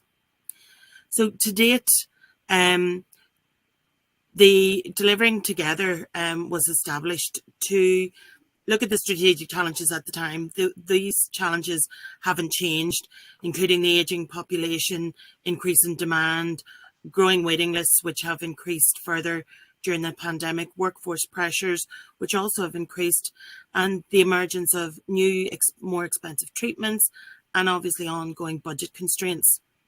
It was accepted and is accepted that the whole system needed changed. So the Delivering Together committed the health and social care system to delivering sustainable services against 4 objectives: building capacity in communities and in prevention, providing more support in primary care, reforming our community and hospital services, and organising ourselves to deliver. It also committed the health and social care system to delivering this work through 5 important enablers: partnership working, improving quality and safety, investing in our workforce, leadership and culture, and e-health and care. Against this strategic direction, significant work has been progressed over the last 5 years through an extensive catalogue of initiatives spanning the length and breadth of the health and social care system. The governance arrangements for the transformation of the health and social care services were initiated by the Delivering Together had 2 elements: the Transformation Implementation Group, which provided strategic leadership for the transformation programme, and the Transformation Advisory Board, whose role was to act in an advisory capacity to oversee the direction of the reform and complement the work of the Transformation Implementation Group. Between 2018 and 2021, almost 300 million has been invested in transforming health and social care services in Northern Ireland. Progress reports were published in October 2017, May 2019 and December 2021, outlining actions taken since the launch of the programme. The 300 million has provided a significant opportunity to stabilise, reconfigure and transform our services in a way that has brought tangible benefits and, more importantly, provided a solid bedrock upon which to build the health and social care emergency pandemic response. Many challenges facing the health and social care system, as outlined in the Delivering Together, were seen firsthand in the work to drive forward the transformation agenda. Increasing demand for services, the need to reconfigure how we deliver, workforce shortages, and the lack of long-term recurrent investment challenged the delivery of this important programme. And indeed, the impact of the COVID-19 pandemic exacerbates these challenges. However, in recognition of the importance of long-term transformation, the existing transformation projects and funding to support them was protected through the pandemic to retain important progress that had already been made. The projects as outlined within the 2021 report have made significant progresses in achieving their objectives or in progressing substantial work towards these. A number of transformation projects carried out pieces of work to inform future plans, including reshaping stroke care, reforming adult social care and support, reviewing urgent and emergency care, and developing a new cancer strategy for Northern Ireland. These projects all directly contribute to the actions and commitments within Delivering Together and the New Decade New Approach. Significant progress has been made on the implementation of the new diabetes strategic framework to support effective treatment and care for living with diabetes.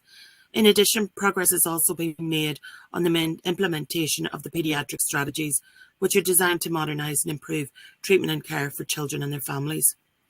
Similarly, proposals to transform and improve services for looked after children have shown considerable benefit, and there have been some excellent initiatives which have improving access and resilience within primary care. The need to build resilience and capacity within our workforce now more than ever is a key factor in our rebuilding agenda. Transformation has enabled commitments to be made to provide extra nursing, midwifery, physiotherapy, radiotherapy and medical places to commence.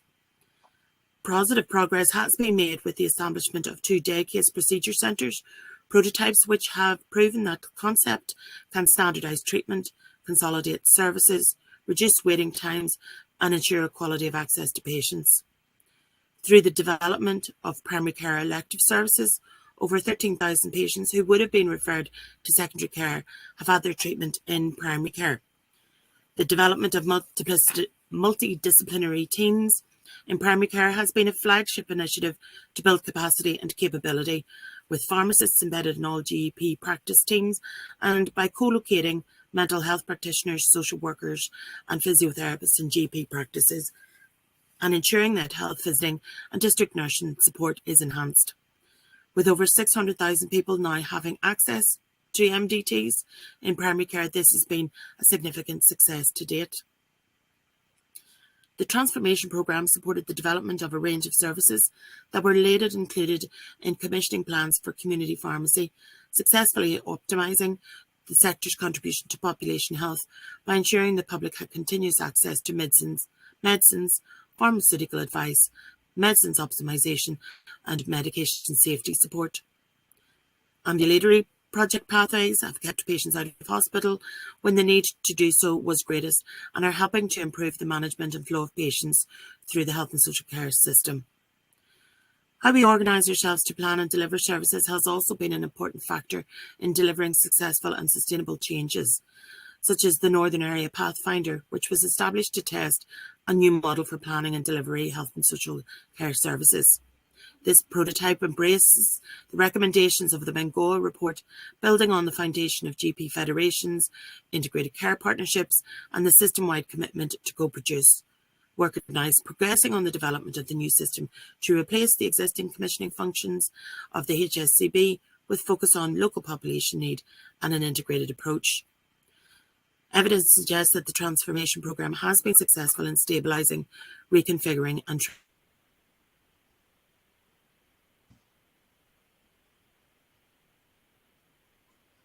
transforming health insurance. Patricia, just let me interrupt. Patricia, I need to interrupt you there. You actually froze there for a second, and we missed that last sentence. So, just can you go over that again, please? And I'm not sure if there's anything you can do to improve your feed, but we may have to take you off video. But try it again. Do we see how you're going? I'll raise my hand if we're still having it. Okay. If I repeat about the Northern Area Pathfinder. Yeah, start. Yeah. The Northern Ireland Area Pathfinder was established to test the new model of planning for delivering health and social care services.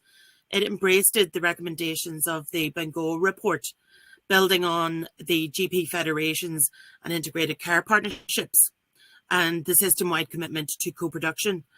Work's now progressing to develop a new system to replace the existing commissioning functions of Health and Social Care Board with a focus on local population need and an integrated approach.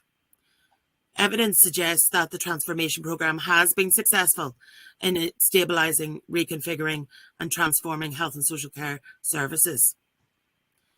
The COVID-19 pandemic has created huge challenges over the past 2 years. However, the pandemic has also presented an opportunity to accelerate transformation through rebuilding. New ways of working and service innovations have arisen that we can embrace going forward. This includes changes in how primary care operates, with much work happening remotely, new procedures in urgent and emergency care, and development of elective care centres.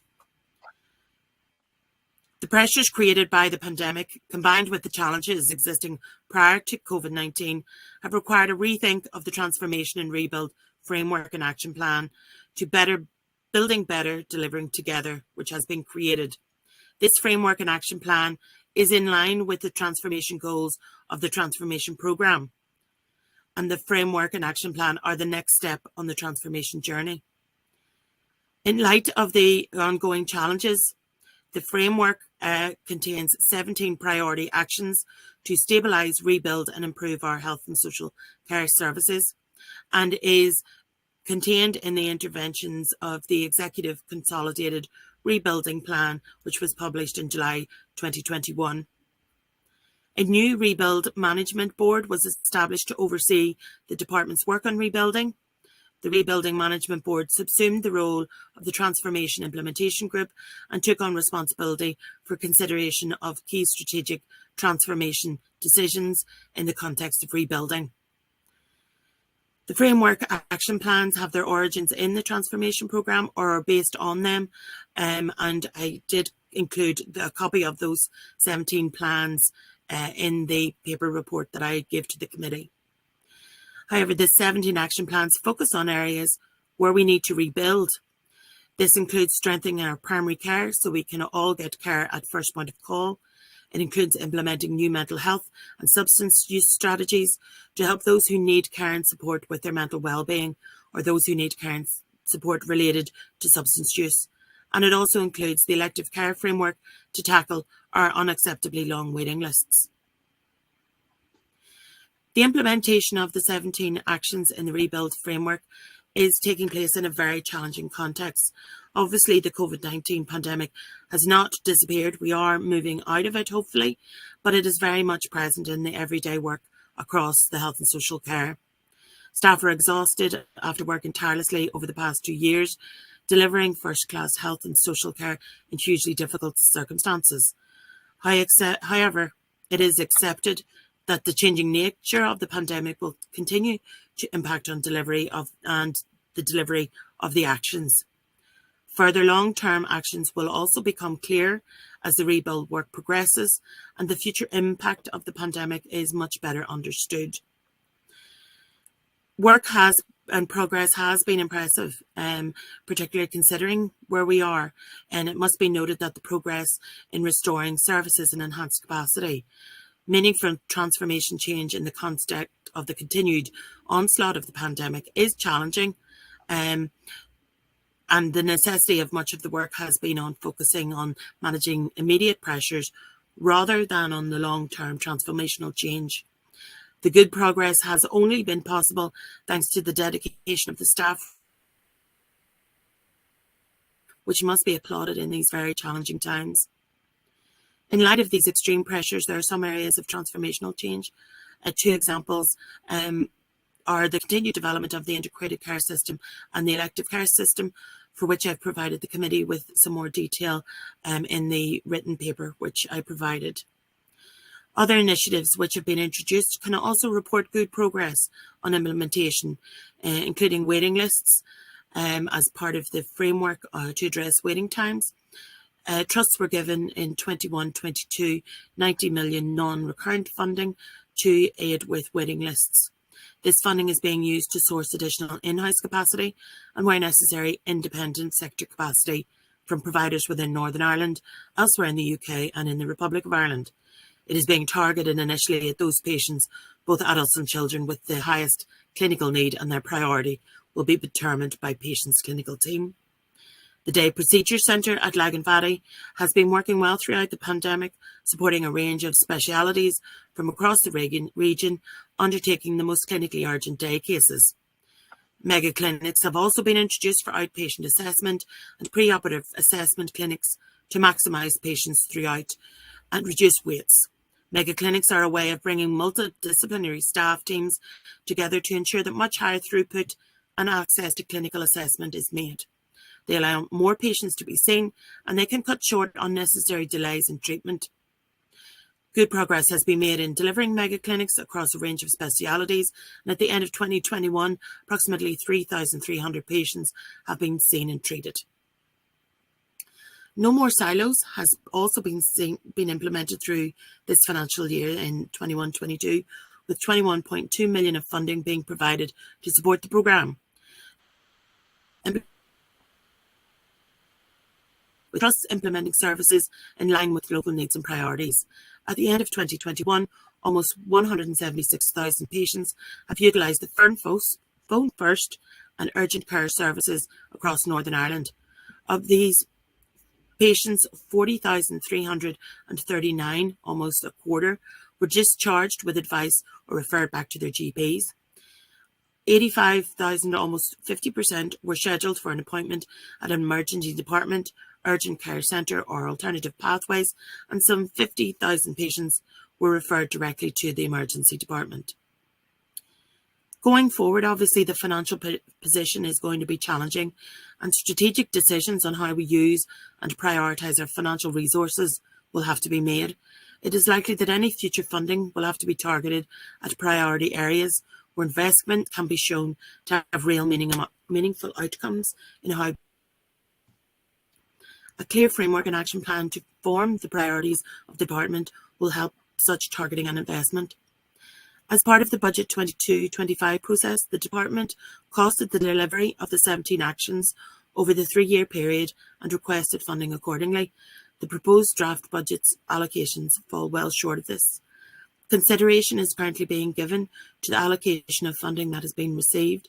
Whilst it is not yet possible to provide details of the extent to which action will be funded, it is clear significant reductions would need to be made in existing services in order to fund the plans in full. In absence of additional funding, it's therefore more likely that ambition plans will have to be scaled back significantly to reflect this constrained financial position. It must be noted that decisions on how to take forward the transitional work in delivering together on the context of rebuild forward is difficult without a decision on the budget settlement and financial planning having been made. The level of impact and ability will depend on funding, obviously, and investments for drivers of change, but it will also dependent on the availability of health and social care capacity, the will of the system and the community to participate and drive change. On all counts, the health and social care system is facing severely restricted position, which will make implementation highly challenging. It's clear that the need to transform that existed at the start of the transformation journey still exists and has been further compounded by the pandemic. This means the future success, depending on successful transformation and rebuild, is still needed going forward, and without meaningful change, we will not be able to improve on waiting lists and improve outcomes for our population. With the anticipated challenges for implementation, difficult decisions will have to be made, and the clear set of 17 actions in the Framework and Action Plan will guide such work by forming the agreed priorities for the department. Thank you, Chair, and I will attempt to answer any questions. And if I can't answer any here, I will make a commitment to provide the committee with that information. Okay, thanks, Patricia, and thanks for your presentation. And clearly a huge amount of work ongoing, but a massive amount of work to be done. I suppose just one of the things I do want to flag up before we start really is around, you know, the whole issue of what took place in Daisy Hill Hospital in recent weeks and the collapse of the unplanned, indeed, collapse of the elective surgery there. And I hear some people linking that with the project of transformation. And I think it's crucial that the department outline that is not transformation, that's no part of transformation. It's actually to address and to prevent those types of collapses that transformation is necessary. But the department and everybody concerned, in a sense, needs to protect the very important project of transformation and make it very clear that transformation is planned for, it's consulted upon, there's feedback, there's input in from communities and areas, and it's done on an equitable basis. So I just want to make that more as a point rather than anything else. And we did actually earlier in today's meeting hear really interesting work from the department around the integrated care system and the area integrated planning boards. And I think those can play a real part in that type of approach. Can link in and should be a fundamental part of the transformation journey and conversation. So that's in relation to that. The first issue that I want to pick up with you on then is in relation to an area that you've referred to in your briefing there, but it's also an area of huge concern right across the north, and indeed as recently as last night in a crucial meeting that both Deborah Erskine and myself attended in relation to GP services in two of our constituencies. And fundamentally, that is the rollout of the MDTs, which you have mentioned, and they have been very successful, and they are certainly playing a major role, and I believe can play a major role. However, there is no indication of an increase in the provisions of MDTs in primary care. How long do you see that rollout taking, and how much of the 3-year budget is being planned to go towards that? So how long do you think it's going to take to get those MDTs rolled out, and how much of the budget is being planned towards that at present? Chair, I will have to come back to you on that and get some further detail from the MDT teams on their budgetary position and their rollout programme. Okay, and we're looking to see, and if you could pick up on this as well, we're looking to see the roadmap has not been published yet, but there is a roadmap certainly in development. We'd like to know when we can expect to see sight of that, and it is really urgent, Patricia. Yes. It's very clear that GPs are struggling, and as are many sectors across health and social care. And I think we have a duty to provide them at least with the hope of that something is in place to be done about that. So it's something we need to. I think we also need to look very, very carefully and very seriously at prioritising the further rollout to match with where the greatest pressures exist and where the greatest risks exist. I think that's a fundamentally sensible approach to take to that issue. So moving on from that, Patricia, and I will, and I'm sorry you don't have more information on it because it's a key issue, but moving on from that then is linked to the elephant in the room of workforce planning and the fact that no staff, no services. It's as simple as that. If we don't get the staff into place, you won't transform anything. So we need the staff. Now, I had asked the department a question back in December, and I've received a response back in relation to what progress have been made in developing the workforce plan. Part of the answer came back to say, effective workforce planning is a key theme of the workforce strategy, with the aim of developing and by 2026 sustainably funding an optimum workforce model for the reconfigured health and social care services. Is that an indication, Patricia, that this fully detailed and costed model will not be in place for another 4 years at this point in time? Again, Chair, I'm going to have to come back to you on that detail. Okay, well, listen, I really would like an urgent response to that, because I'm not clear as to what the impact. That would appear to read that the department will not have a detailed and costed plan available until 2026. That simply is not acceptable. That simply is not acceptable, and we will not maintain, never mind deliver or transform services with that type of workforce planning. Workforce is absolutely fundamental. Yeah. Okay. Again, regrettable that we don't have the information today, I have to say, but I will be looking forward to it urgently, Patricia, please. The department then, finally, from me before I go to members, is you highlighted there, or the department have highlighted that they would have to take strategic decisions to prioritise financial resources When will those decisions be made? They're currently underway, Chair, and I will come back to you with a timeline. I'm presuming they have to be made for budget and for the budgeting programme for next year, because we will be constrained without the budget bill having gone through and the allocation of a budget. Okay, and the final one for me then. We are now halfway, as you point out, halfway through the transformation programme. Is the department confident that objectives can be achieved by 2026? We're at the moment, what my role will be immediately is to take stock of where we are to date, and to try and develop that roadmap, and to look at that particular issue for delivering on the objectives within the Delivering Together by 2026. So that is something that we, at this point, it's a very good time to do that. Obviously, also going into a new mandate as well, to ensure that we are still focusing on delivering within the programme for the Delivering Together 2026. So at this moment, I can't say whether or not we will be able to deliver, but we are focusing on making sure that we can deliver. Okay, thanks, Patricia. I'm going then to go to Deborah Erskine. Go ahead, Deborah, please. Thank you, Chair, and thank you, Patricia. Patricia, from the outset, I just want to say well done. You're fronting up to speak to us about this vital part of our health service after only being in the job for 2 weeks. So thank you for the comprehensive presentation. I just want to make one comment, and it follows on from what Colm said there. I mean, I listened to the radio this morning, and we need transformation now more than ever.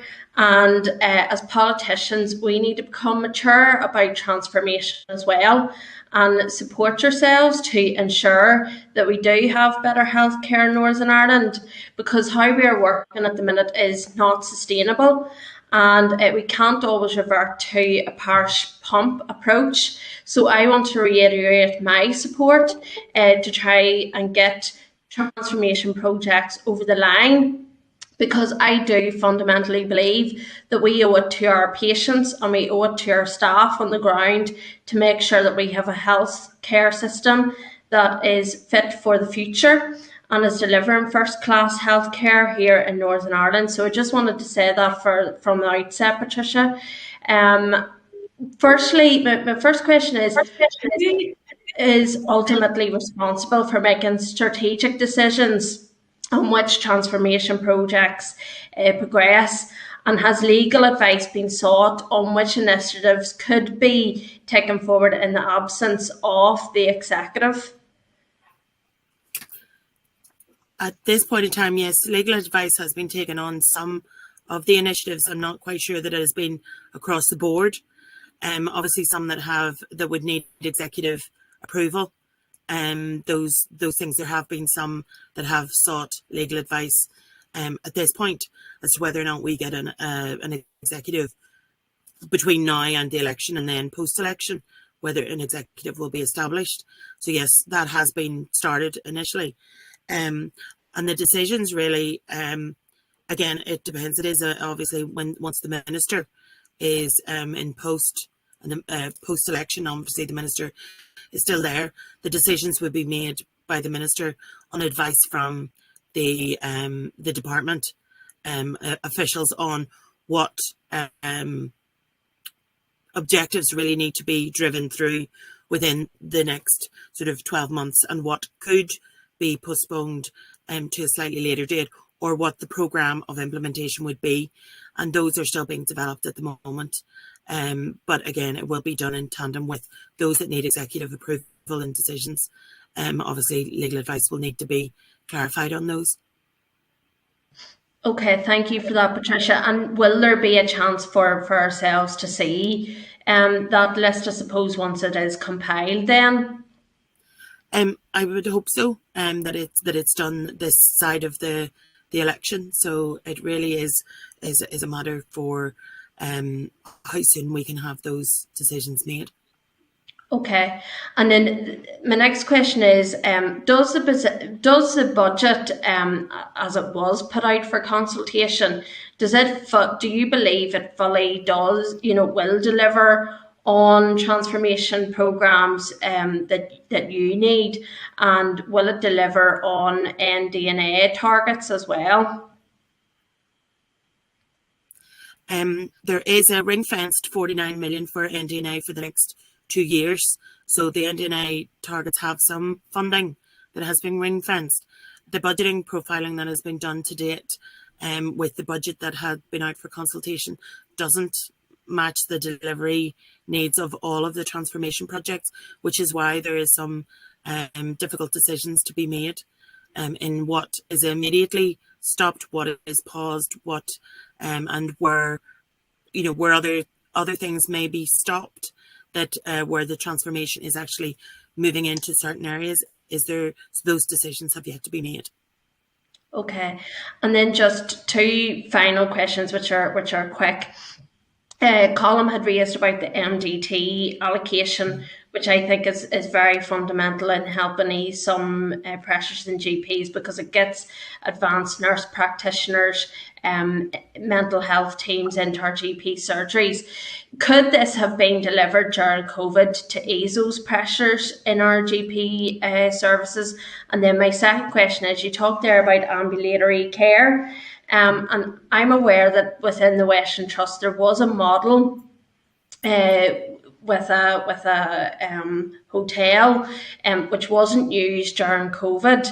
And is this something that the department are willing to engage more on and have a plan? Because I do believe that will really help in terms of easing bed pressures in our hospitals. So that's my final questions.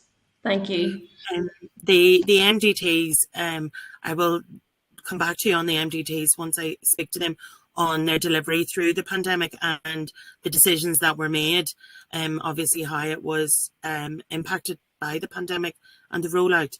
On the ambulatory care and the hotels and sort of bed blocking and moving, again, I'm going to need to come back to you on that as to whether there's been any sort of looking at what we've learned through the pandemic to see, can we move, can any of those lessons be learnt and can they be used in other ways? Perfect. Thank you so much, Patricia. Thank you, Chair. Okay, thank you. And going into Paula Bradshaw. Go ahead, Paula, please. Chair, one of my questions was asked already, but I wanted to pick up on the pressures within the system. Obviously, we know that there are so many vacancies within nursing, for example, and some specialties within medicine. I'm just wondering, what way is there an overlap in terms of this transformation agenda that you're involved in, and then also then linked into that the pay pressures and budgetary pressures around agency staff and locums? I'm just wondering how that's all knits together. Thank you, Patricia. Well, they obviously, because all of the money's coming out of one pot, they're all going to be linked in terms of what the priorities are for the department and how the budget can be cut. So obviously, whilst the transformation is fundamental to how we move forward and how we reform the health and social care system, there are immediate pressures around workforce and funding of pay awards. Those decisions will clash with the transformation. So those decisions will have to be made as a whole within the budget pot, so to speak. So it is that, yes, they will be all coming out of the same pot, and they will have to be looked at in the round. But the transformation projects need to be looked at whilst in the short term, also in the longer term, as to what can be delivered. Okay, thank you. I suppose that's just a recurring concern I have in terms of the overuse of agency staff. I suppose the other aspect links back to the topic we were discussing previously around car parking charges and the pressures within some hospital sites. And I'm just wondering to what degree are there going to be quite radical proposals coming forward for the use of those outlier hospitals that maybe are underutilised at present for the development of mega clinics, for example, or really effective regional hubs. So I'm just wondering how radical, now that you're in post, Patricia, you're going to be in terms of taking forward what could be very exciting for our health service. Thank you. I think because of the pandemic, there has been a lot of change that has happened very quickly and been implemented quickly, with a lot of goodwill and support from both the community and the workforce. And I do think that there is potential that there could be reasonably radical changes going forward. And I think where I would be coming from is that this is a time to capitalise on that. The will is there. The changes that were brought in very quickly to deal with COVID show that it can, and the system can deal with that kind of change and has the appetite for it. So I can't say that there will be, but I think now is the time to actually say, yes, can we? Okay, no, appreciate that. Just finally, Chair, just want to wish you well. I'm delighted to see you in post, Patricia. You've always really impressed me. And also, I'm just conscious that we do need to be engaging across into the Department for Infrastructure, for example, around transport links. So thank you, Chair. Thank you. Thank you, Paula. Carol, go ahead, please.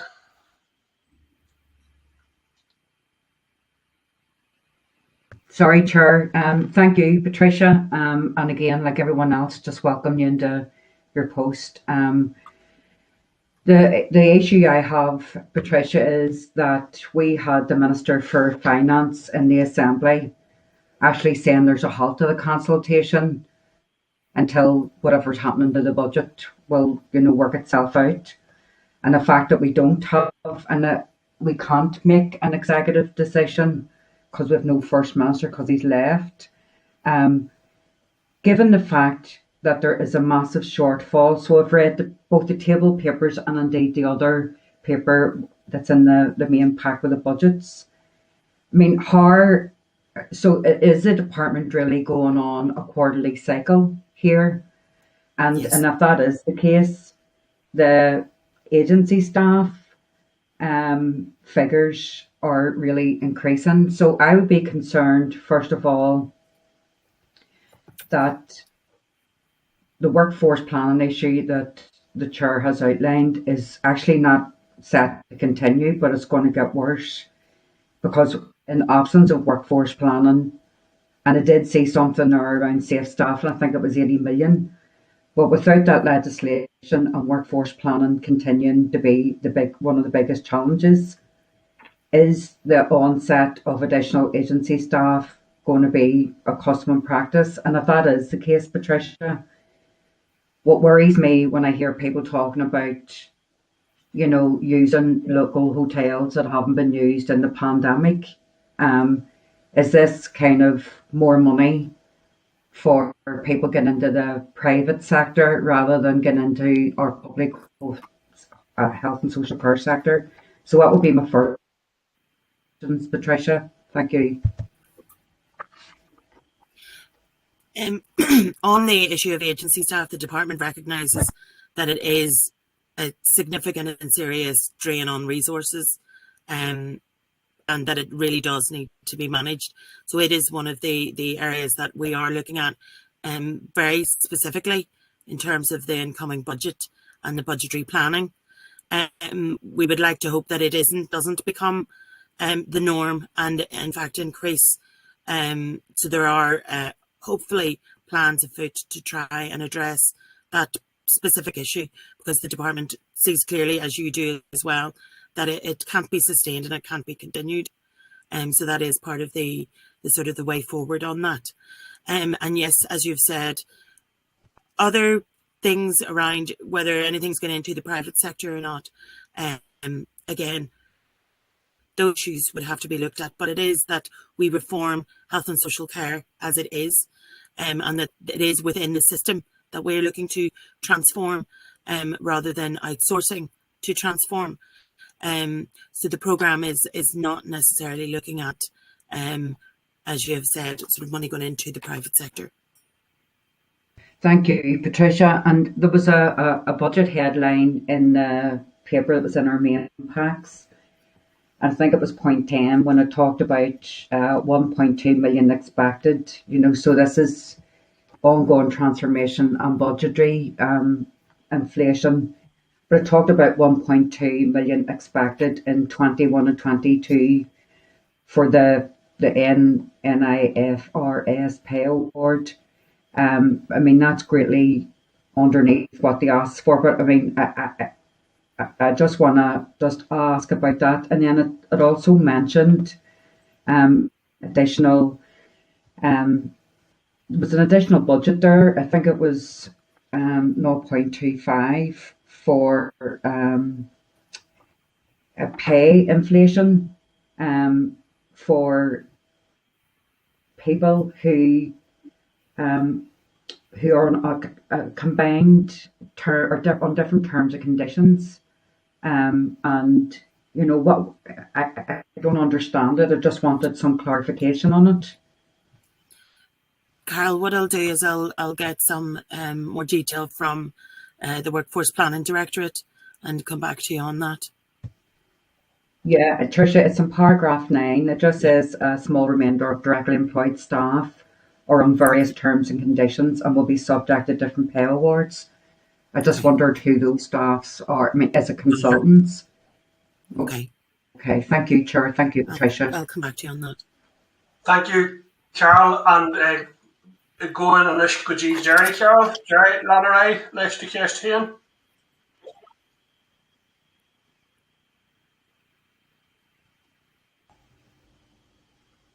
Good congratulations as well, Patricia, on your new role, and best luck for it. So I have a few comments and question at the end. You can answer them now if you can, or later stage, because obviously you just taken post.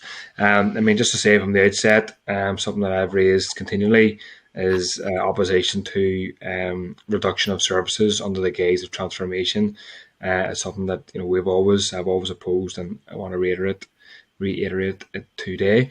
Obviously we all want patients to be seen quicker, not to be languishing for years on waiting lists, but the way to do that, frankly, is to increase, enhance, and not run down, close, merge, or reduce our health service, which I fear that this narrative is quite prevalent in discussions generally about transformation.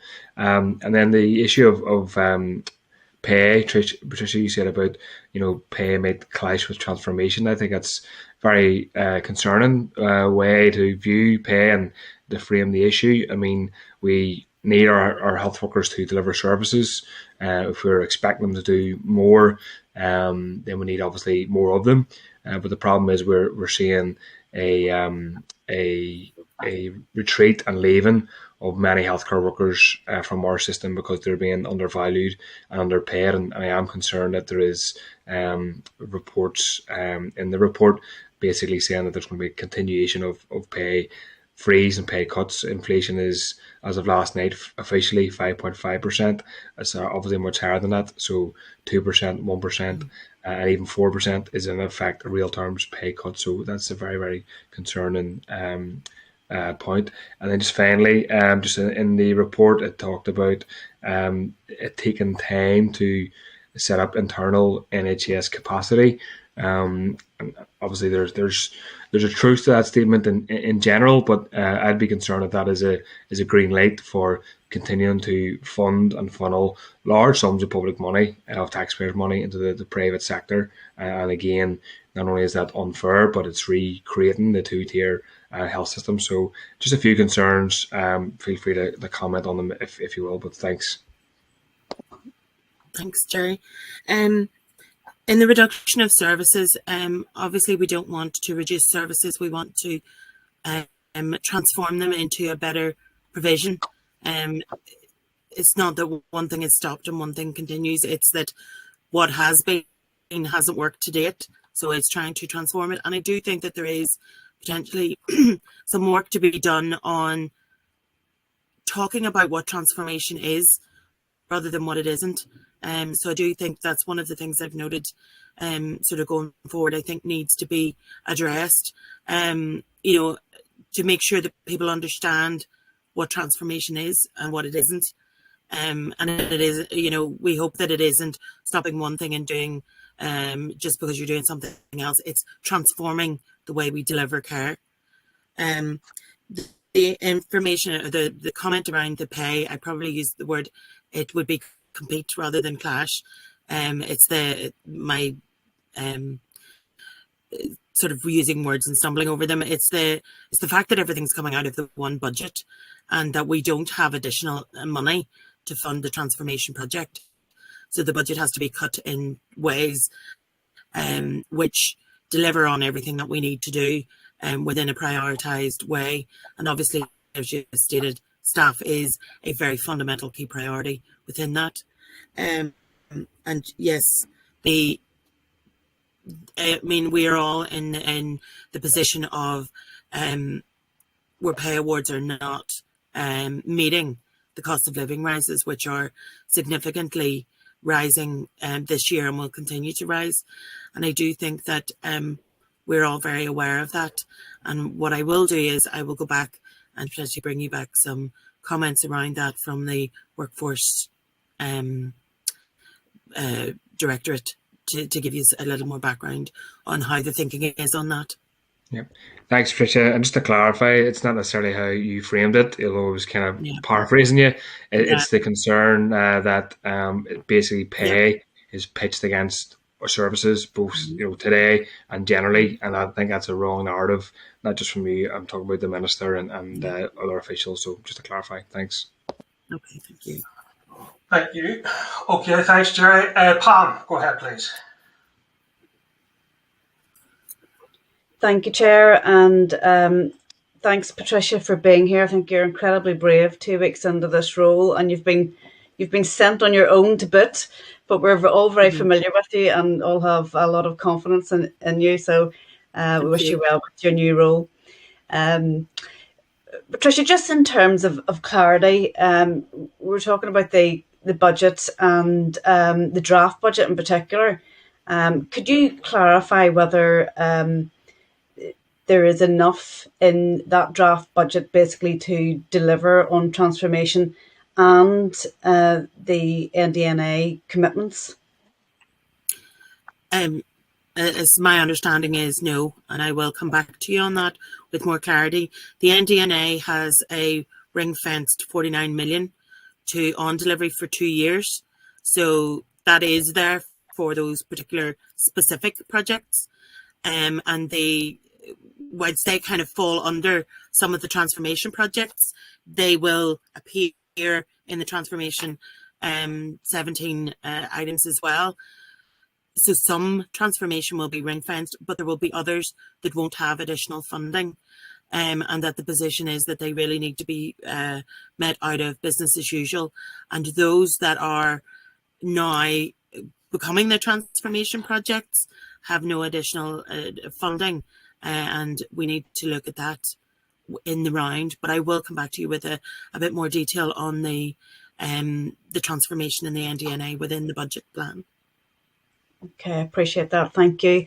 And could I ask you, it's maybe a little bit unfair, but do you think has the department missed a trick in terms of taking the opportunities that the pandemic really provided, in terms of at one stage it was almost as if everything had stopped, all services had stopped, and I think it might have been an opportune time to try to do things a little bit differently, to reconfigure some services, even if that meant people having to travel maybe further for services. So have we missed a trick during this pandemic where we could have tried to do things differently in a more efficient way that could have paved a path to go forward in terms of much greater transformation, which we all know is so badly needed? Probably I'm not the person that should comment on that. From my own observations, I think some things did change and the opportunity was taken. But there is probably a bit of an analysis that needs to be done in terms of what happened and what could be delivered within our new budget constraints, because we are going to have to do things very differently, within the funding package that we will probably have. So whilst the opportunity at the time may not have been taken, I don't think the opportunity and the has been necessarily lost. And I think there's a potential that those could still be used in the sort of critical thinking and the ideas and the creativity as to how we go forward from here. Thank you, Patricia. Thanks, Chair. Okay, thanks, Pam. And thank you, Patricia. And I do want to also echo what other members have said. I do believe this was in some ways an impossible task for you, Patricia. And I have seen your work and your attention to detail on some of the other things. So I know that that's not the case. But actually, in some ways, it was probably impossible. I was worried about this in advance of the session today. In light of that, I don't see why the department couldn't have put forward yourself and the outgoing lead on this so there would have been some continuity. And I mean, we have seen an excellent session earlier from the department, which I've acknowledged, but I have to acknowledge that this has not been satisfactory in terms of the answers. I know you've committed to bringing back answers, and I have no doubt you will honour that commitment as you have in the past. But I do think it's now incumbent, and the session that we had asked for with the Minister was to pick up on some of the COVID and also transformation, because transformation is crucial now to everything that we do. The waiting lists, we won't address it without transformation. Workforce, it's all tied up. Primary care, it's all tied up together. So I think it is incumbent now on the Minister to pick up actually on some of the issues which haven't been able to be addressed today as a result of you coming into post into a huge brief. I do wish you well in it, and I am quite confident that you will certainly bring your own particular focus and expertise to it. I've no doubt about that, but we can't get beyond the fact that there's been a lot of things not addressed here today. So yes, I will. Yeah. Okay, Patricia, we'll let you go and look forward to picking up again with the Minister in relation to that. But thank you for now. Thanks, Patricia. Thank you, Chair. Okay, members. Are members content that we flag that to the department now? It's particularly crucial that we pick up further on the transformation issue in light of today's session. Members content? Yeah, I think so. Okay, members. So I'm going to move back then to the report into the hospital parking charges bill, and this is just let me. What page on the brief is that, Clerk? I've lost my place on my thread on the brief here. It's page 9. Page 9. Just to say, Chair, that we'll need to go into closed session for consideration of the draft report. Okay, so can you put us into closed session then now, Keith, please? I'll just let you know, Chair, once we're confirmed that the streams have been switched off.